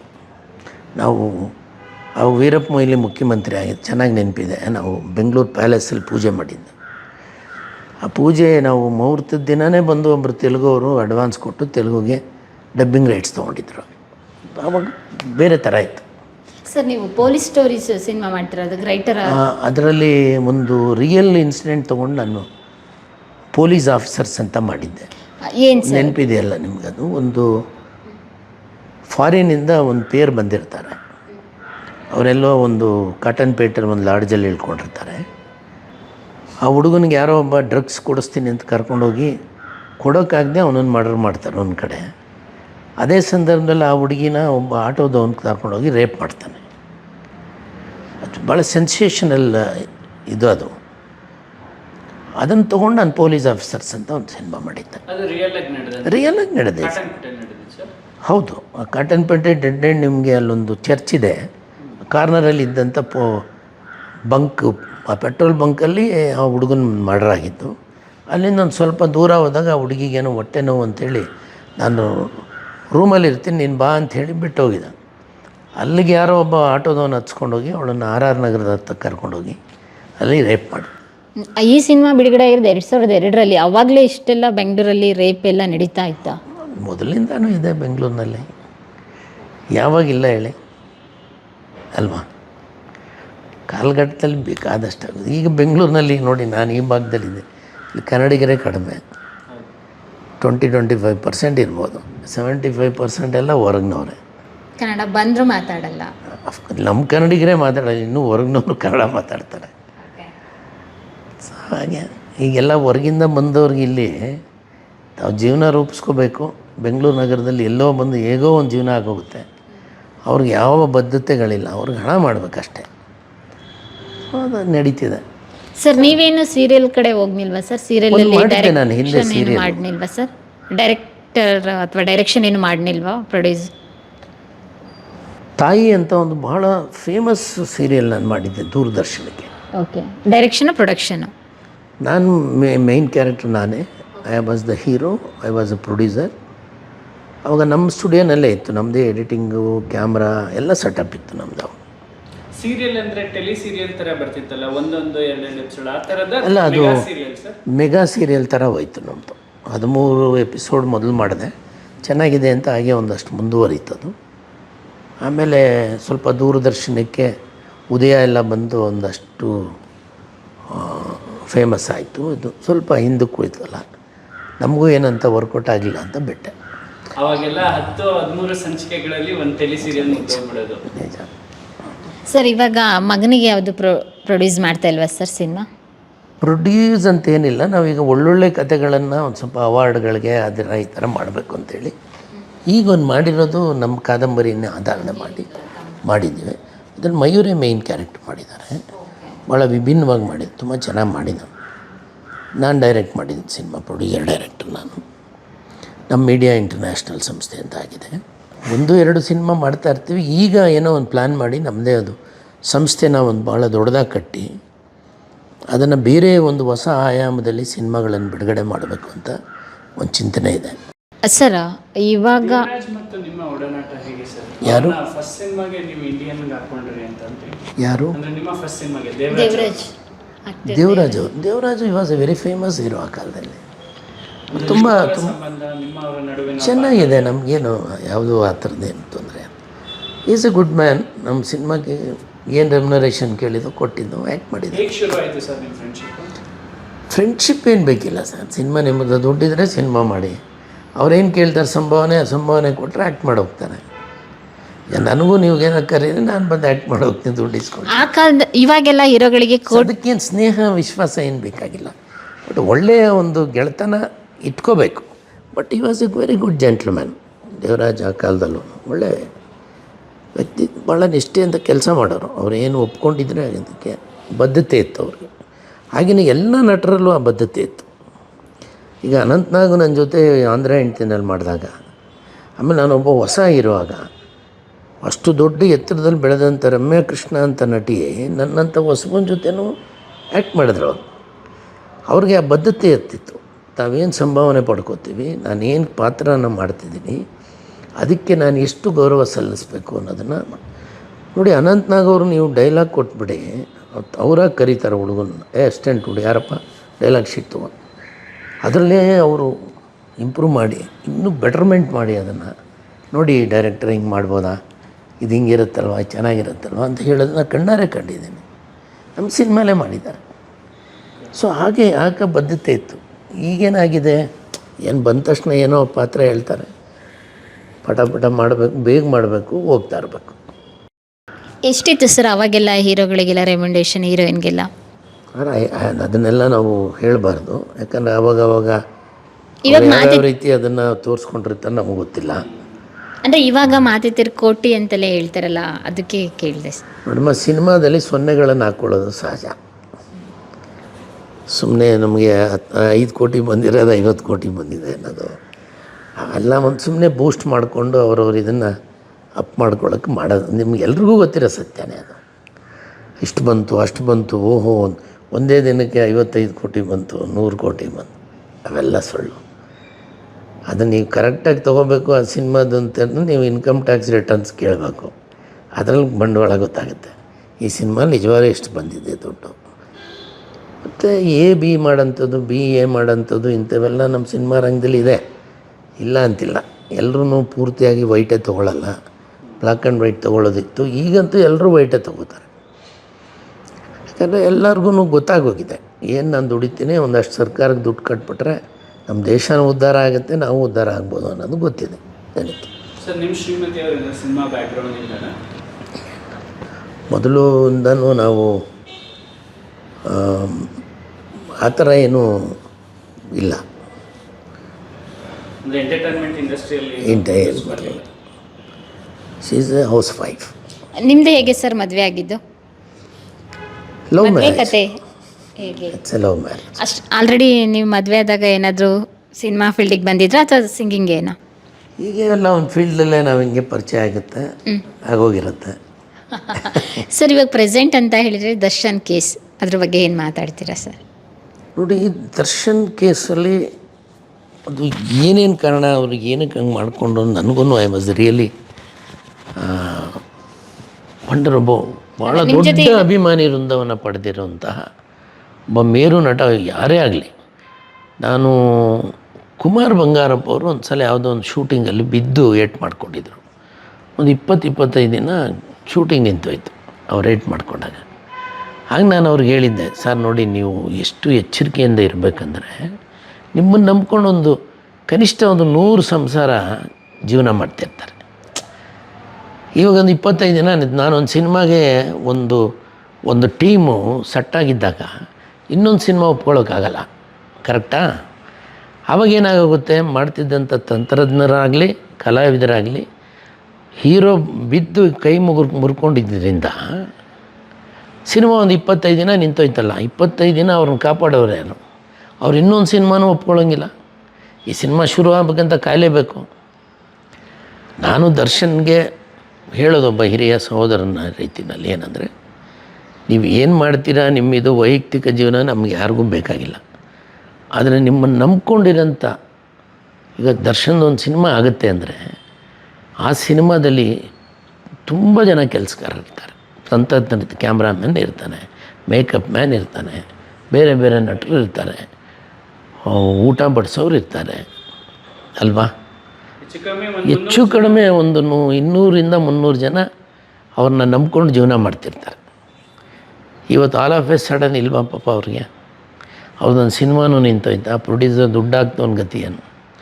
ಹಾಗಾಗಿ ಯಾರೇ ಆಗಲಿ, ಸಿನಿಮಾ ನಾಯಕರಾಗಲಿ ರಾಜಕೀಯ ನಾಯಕರೇ ಆಗಲಿ, ಅವ್ರನ್ನ ನಂಬ್ಕೊಂಡು ಒಂದು ಜನ ಜೀವನ ಮಾಡ್ತಿರ್ತಾರೆ. ಅವ್ರನ್ನ ಉಳಿಸ್ಬೇಕಾದ್ರೆ ಅವ್ರನ್ನ ಬೆಳೆಸ್ತಾ ಇರ್ತಾರೆ, ಬಟ್ ಅದನ್ನು ಉಳಿಸ್ಬೇಕಾದಾಗ ಎಚ್ಚರಿಕೆ ವಹಿಸ್ಬೇಕಾಗ್ತದೆ ಜೀವನದಲ್ಲಿ. ಈಗ ಅವ್ರಿಗೆ ಒಂದು ಆರೋಪಿ, ಹಾಗಾಗಿ ಅವ್ರ ಬಗ್ಗೆ ನಾವು ಮಾತಾಡೋದು ಸರಿಯಿಲ್ಲ. ಕಾನೂನು ಈ ದೇಶದಲ್ಲಿ ಎಲ್ರಿಗೂ ಒಂದೇ. ಹಾಗಾಗಿ ಆ ಕಾನೂನು ಏನು ತೀರ್ಮಾನ ಕೊಡುತ್ತೆ ಅದು ನಾವೆಲ್ಲ ಕಾಯೋಣ. ಏನೇನು ಅದಕ್ಕೆ ಪೂರಕವಾಗಿ ಬೇಕಾದದನ್ನೆಲ್ಲ ಪೊಲೀಸರು ಭಾಳ ನಿಷ್ಠೆಯಿಂದ ಮಾಡಿದ್ದಾರೆ ಅಂತ ನಾವು ನೀವು ಮೀಡಿಯಾದಲ್ಲಿ ಕೇಳ್ತಾನೆ ಇದ್ದೀವಿ. ನನ್ನೂ ಭಾಳಷ್ಟು ಜನ ಪೊಲೀಸ್ ಗೆಳೆಯರಿದ್ದಾರೆ, ಅವ್ರುಗಳು ಹೇಳಿದ್ದನ್ನು ನಾನು ಕೇಳಿದ್ದೀನಿ. ಸೊ ಐ ಥಿಂಕ್ ಇವತ್ತೇನೋ ಎಲ್ಲ ಸಬ್ಮಿಟ್ ಮಾಡಿದ್ದಾರೆ ಅಂತ ಕಾಣುತ್ತೆ ಚಾರ್ಜ್ ಶೀಟು. ಯಾರೋ ಭಾಳ ಚೆನ್ನಾಗಿ ಗೈಡೆನ್ಸ್ ಕೊಟ್ಟಿದ್ದಾರೆ ಅವರಿಗೆ. ನೀವು ಚಾರ್ಜ್ ಶೀಟು ಬೇಗ ಸಲ್ಲಿಸೋವರೆಗೂ ಏನು ನೀವು ಬೇಲ್ಗಿಲ್ಗೆ ಅಪ್ಲೈ ಮಾಡ್ಕೊಳ್ಳೋದು ಬೇಡ ಅಂತ. ಹಾಗಾಗಿ ಇಟ್ಕೊಂಡಿದ್ದಾರೆ, ಬೇಗ ಮುಗಿದೋಗುತ್ತೆ. ಈಗ ನಾವು ನೋಡ್ಕೊಂಡು ಬಂದಂಗೆ ಎಲ್ಲವನ್ನೂ ಕಾನೂನು ಪ್ರಕಾರ ಮಾಡೋಕ್ಕೆ ಹೋದಾಗ ನಿಮಗೆ ಎವಿಡೆನ್ಸ್ ಇಸ್ ಮೋಸ್ಟ್ ಇಂಪಾರ್ಟೆಂಟ್. ಪೊಲೀಸರು ಯಾವ ರೀತಿ ಎವಿಡೆನ್ಸನ್ನು ಕಲೆಕ್ಟ್ ಮಾಡಿದ್ದಾರೆ, ಬಟ್ ಭಾಳ ಬದ್ಧತೆ. ಕರ್ನಾಟಕದ ಪೊಲೀಸರ ಬಗ್ಗೆ ಭಾಳ ದೊಡ್ಡ ಗೌರವ ಇದೆ ಇವತ್ತು ದೇಶದಲ್ಲಿ. ಅದೇ ರೀತಿಯಾಗಿ ದರ್ಶನ್ ಅಂತ ಒಬ್ಬ ಮೇರು ನಟ, ದರ್ಶನ್ ಅಂತ ಒಬ್ಬ ಬಹುದೊಡ್ಡ ನಟ, ದೊಡ್ಡ ಅಭಿಮಾನಿ ವೃಂದವನ್ನು ಇಟ್ಕೊಂಡಂಥ ನಟ ಸ್ವಲ್ಪ ಯೋಚನೆ ಮಾಡಬೇಕು. ನೋಡಪ್ಪ, ಒಂದಿನ ನನ್ನ ಶೂಟಿಂಗ್ ನಿಂತೋದ್ರೆ ನನ್ನ ಕೆಲಸ ಮಾಡೋರು 300 ಜನಕ್ಕೆ ಊಟ ಇರಲ್ಲ ಅನ್ನೋದನ್ನು ಯೋಚನೆ ಮಾಡಿದ್ರೆ ಇಂಥದಕ್ಕೆಲ್ಲ ಅವಕಾಶ ಇರಲ್ಲ. ಒಟ್ಟಾರೆ ಏನು ಹೇಳೋದಂದ್ರೆ ಯಾವುದು ಸತ್ಯ ಯಾವುದು ಮಿಥ್ಯ ಅನ್ನೋದನ್ನು ಕಾನೂನು ಅಡಿನಲ್ಲಿ ಬರುತ್ತೆ. ಈಗಾಗಲೇ ಹೆಚ್ಚು ಕಮ್ಮಿ ಒಂದು ಹಂತಕ್ಕೆ ಬಂದಿದೆ. ಚಾರ್ಜ್ ಶೀಟ್ ಹಾಕಿದ್ದಾರೆ, ಅದು ವಾದ ವಿವಾದಗಳಾಗುತ್ತೆ. ಏನು ಅದ್ರ ಮುಂದಕ್ಕೆ ಏನೇನಾಗ್ಬೋದು ಅಂತ ನಾನು ಈ ಸಂದರ್ಭದಲ್ಲಿ ನಾನು ಹೇಳೋದಕ್ಕೆ ನಾನೇನು ನ್ಯಾಯಾಧೀಶನೂ ಅಲ್ಲ ಅಥವಾ ಏನೂ ಅಲ್ಲ. ಬಟ್ ಒಳ್ಳೆಯದಾಗಲಿ ಅಂತ ಹಾರೈಸ್ಬೋದು, ಯಾರೇ ಆಗಲಿ. ಆ ಹುಡುಗ ಯಾರು ಮರ್ಡರ್ ಆಗಿದ್ದಾನೆ, ಆತ ಮಾಡಿರೋದು ತಪ್ಪಿರ್ಬೋದು ಅಥವಾ ಇವ್ರು ಮಾಡಿರೋದು ತಪ್ಪಿರ್ಬೋದು. ಅದು ತಪ್ಪು ಅಂತ ಹೇಳೋ ಪರಿಸ್ಥಿತಿನಲ್ಲಿ ನಾವಂತೂ ಇಲ್ಲ, ಆ ಸ್ಥಾನದಲ್ಲಿ ನಾವಿಲ್ಲ. ನೋಡೋಣ ಏನಾಗುತ್ತೆ, ಕಾನೂನು ಏನು ಹೇಳುತ್ತೆ. ವಿಲ್ ಜಸ್ಟ್ ಸಿಂಕ್ ಓಕೆ ಅಲ್ವಾ? ಹೌದು. ಬೇರೆ ಅಲ್ಲ ಏನೇನು ಸರ್, ಜೂನ್ ಮತ್ತು ಜುಲೈ ತಗೊಂಡಾಗ ಬರೀ ದರ್ಶನ್ದು ಮತ್ತು ಪ್ರಜ್ವಲ್ದು, ಸೂರಜ್ದು ಇದೇ ನ್ಯೂಸ್ ಎಲ್ಲ ಕೇಳಿದಾಗ ನಿಮ್ಗೆ ಹೇಗೆ ಅನ್ನಿಸ್ತು? ಕರ್ನಾಟಕದಲ್ಲಿ ಇಲ್ಲ, ಏನು ನಡೀತಾ ಇದೆ ಅಂತ ನಾನು 9 ಗಂಟೆ ರಾತ್ರಿ 9 ಗಂಟೆದು ಹೆಡ್ಲೈನ್ಸ್ ನೋಡ್ತೀನಿ. ಅದು ಬಿಟ್ಟರೆ ಈಗ ಇನ್ನೇನು ನೋಡೋಕ್ಕೆ ಹೋಗ್ತಿಲ್ಲ. ಅಫ್ಕೋರ್ಸ್ ಹೇಳಿದ್ದನ್ನೇ ಹೇಳಿ ಕೇಳಿದ್ದನ್ನೇ ಕೇಳಿ ಎಲ್ರಿಗೂ ಬೇಜಾರಾಗಿದೆ. ಹೀಗೇ ಹೋಗ್ತಾ ಇದ್ದರೆ ಬಹುಶಃ ನ್ಯೂಸ್ ಚಾನೆಲ್ಗಳನ್ನು ಬೇಗ ಜನ ಮರ್ತೋಗ್ತಾರೆ. ಈಗೇನಾಗಿದೆ, ಎಲ್ಲೇ ಹೋಗಲಿ ಪ್ರತಿಯೊಂದೊಂದು ಊರಲ್ಲಿ ಅವ್ರದ್ದೇ ಆದಂಥ ಒಂದು ಯೂಟ್ಯೂಬ್ ಚಾನೆಲ್ಗಳು ಉಟ್ಕೊಂಡಿದೆ. ಆ ಊರಿನವ್ರಿಗೆ ಅವ್ರ ಸುದ್ದಿ ಕೇಳಬೇಕನ್ನೋ ಒಂದು ಆಸೆ ಇರುತ್ತೆ. ಅವರೇನು ದೇಶದೆಲ್ಲ ಕಟ್ಕೊಂಡು ಏನಾಗಬೇಕಾಗಿಲ್ಲ ಅಂತ. ಈಗ ನಮ್ಮಂಗೆ ಯಾರೋ ನಾಯಕರುಗಳು ಅವರು ಇವರು ಒಂದಷ್ಟು ಎಲ್ಲ ತಿಳ್ಕೊಳ್ಬೇಕು ಅಂತೇಳಿ ನಾವು ಒಂದಷ್ಟು ನೋಡ್ತೀವಿ. ನಾನು ಸ್ವಲ್ಪ BBC ನೋಡ್ತೀನಿ ರಾತ್ರಿಲಿ, ಹೆಡ್ಲೈನ್ಸ್ಗಳು ಓದ್ತೀನಿ. ಬೆಳಗ್ಗೆ ಡೈಲಿ ಒಂದು ಪೇಪರ್ ಅಂತ ಓದ್ತೀನಿ. ಮೊದಲು 7-8 ಪೇಪರ್ ತರಿಸ್ಕೊತಿದ್ದೆ. ಈಗ ಒಂದು ಮುಖ್ಯವಾದ ಒಂದು ಇಂಗ್ಲೀಷ್ ಪೇಪರು, ಮುಖ್ಯವಾದ ಒಂದು ಕನ್ನಡ ಪೇಪರ್ ಇದ್ದೇ ಇರುತ್ತೆ. ಇಂಗ್ಲೀಷ್ ಪೇಪರನ್ನು ನೋಡ್ತೀನಿ, ಕನ್ನಡ ಪೇಪರ್ನ ಓದ್ತೀನಿ, ಇಷ್ಟೇ ವ್ಯತ್ಯಾಸ. ಪ್ರಿಯ ವೀಕ್ಷಕರೇ, ನಾವು ತೋರಿಸುತ್ತಿರುವ ಇತಿಹಾಸದ ಕಥೆಗಳು ಕನ್ನಡದ ಕಲೆ, ಸಾಹಿತ್ಯ, ಸಂಸ್ಕೃತಿ, ಜನಜೀವನ, ಇತಿಹಾಸ ಸೃಷ್ಟಿಸಿದ ಜನಸಾಮಾನ್ಯರ ಅಸಾಮಾನ್ಯ ಕಥೆಗಳು ನಿಮಗೆ ಇಷ್ಟ ಆಗಿದ್ಯಾ? ಹಾಗಿದ್ರೆ ವಿಡಿಯೋ ನೋಡಿ ಸುಮ್ಮನಾಗ್ಬೇಡಿ, ಶೇರ್ ಮಾಡಿ, ಸಪೋರ್ಟ್ ಮಾಡಿ, ನಮ್ಮೊಂದಿಗೆ ಜೊತೆಯಾಗಿ. ಇದು ನೀವೇ ಬೆಳೆಸಿದ ನಿಮ್ಮ ನೆಚ್ಚಿನ ಡಿಜಿಟಲ್ ಮಾಧ್ಯಮ. ಇನ್ಮುಂದೆ ನಿಮಗಾಗಿ ಇನ್ನಷ್ಟು ವಿನೂತನ ಶೈಲಿಯಲ್ಲಿ ಬರಲಿದೆ. ನೈತಿಕ ಬೆಂಬಲದ ಜೊತೆಗೆ ಆರ್ಥಿಕ ಬೆಂಬಲ ನೀಡಿ. ನಿಮ್ಮ ಬೆಂಬಲವೇ ನಮಗೆ ಪ್ರೇರಣೆ, ಸ್ಫೂರ್ತಿ ಕೂಡ. ನಿಮ್ಮ ಬೆಂಬಲದೊಂದಿಗೆ ನಮ್ಮ ಪಯಣ ಮುಂದುವರಿಯುತ್ತಿದೆ. ಸಾಮಾಜಿಕ ಬದಲಾವಣೆಗೆ ಜೊತೆಯಾಗಿ ನಮ್ಮ ಮುಂದಿನ ಪೀಳಿಗೆಗೆ ಕರ್ನಾಟಕದ ಇತಿಹಾಸ ಉಳಿಸೋಣ.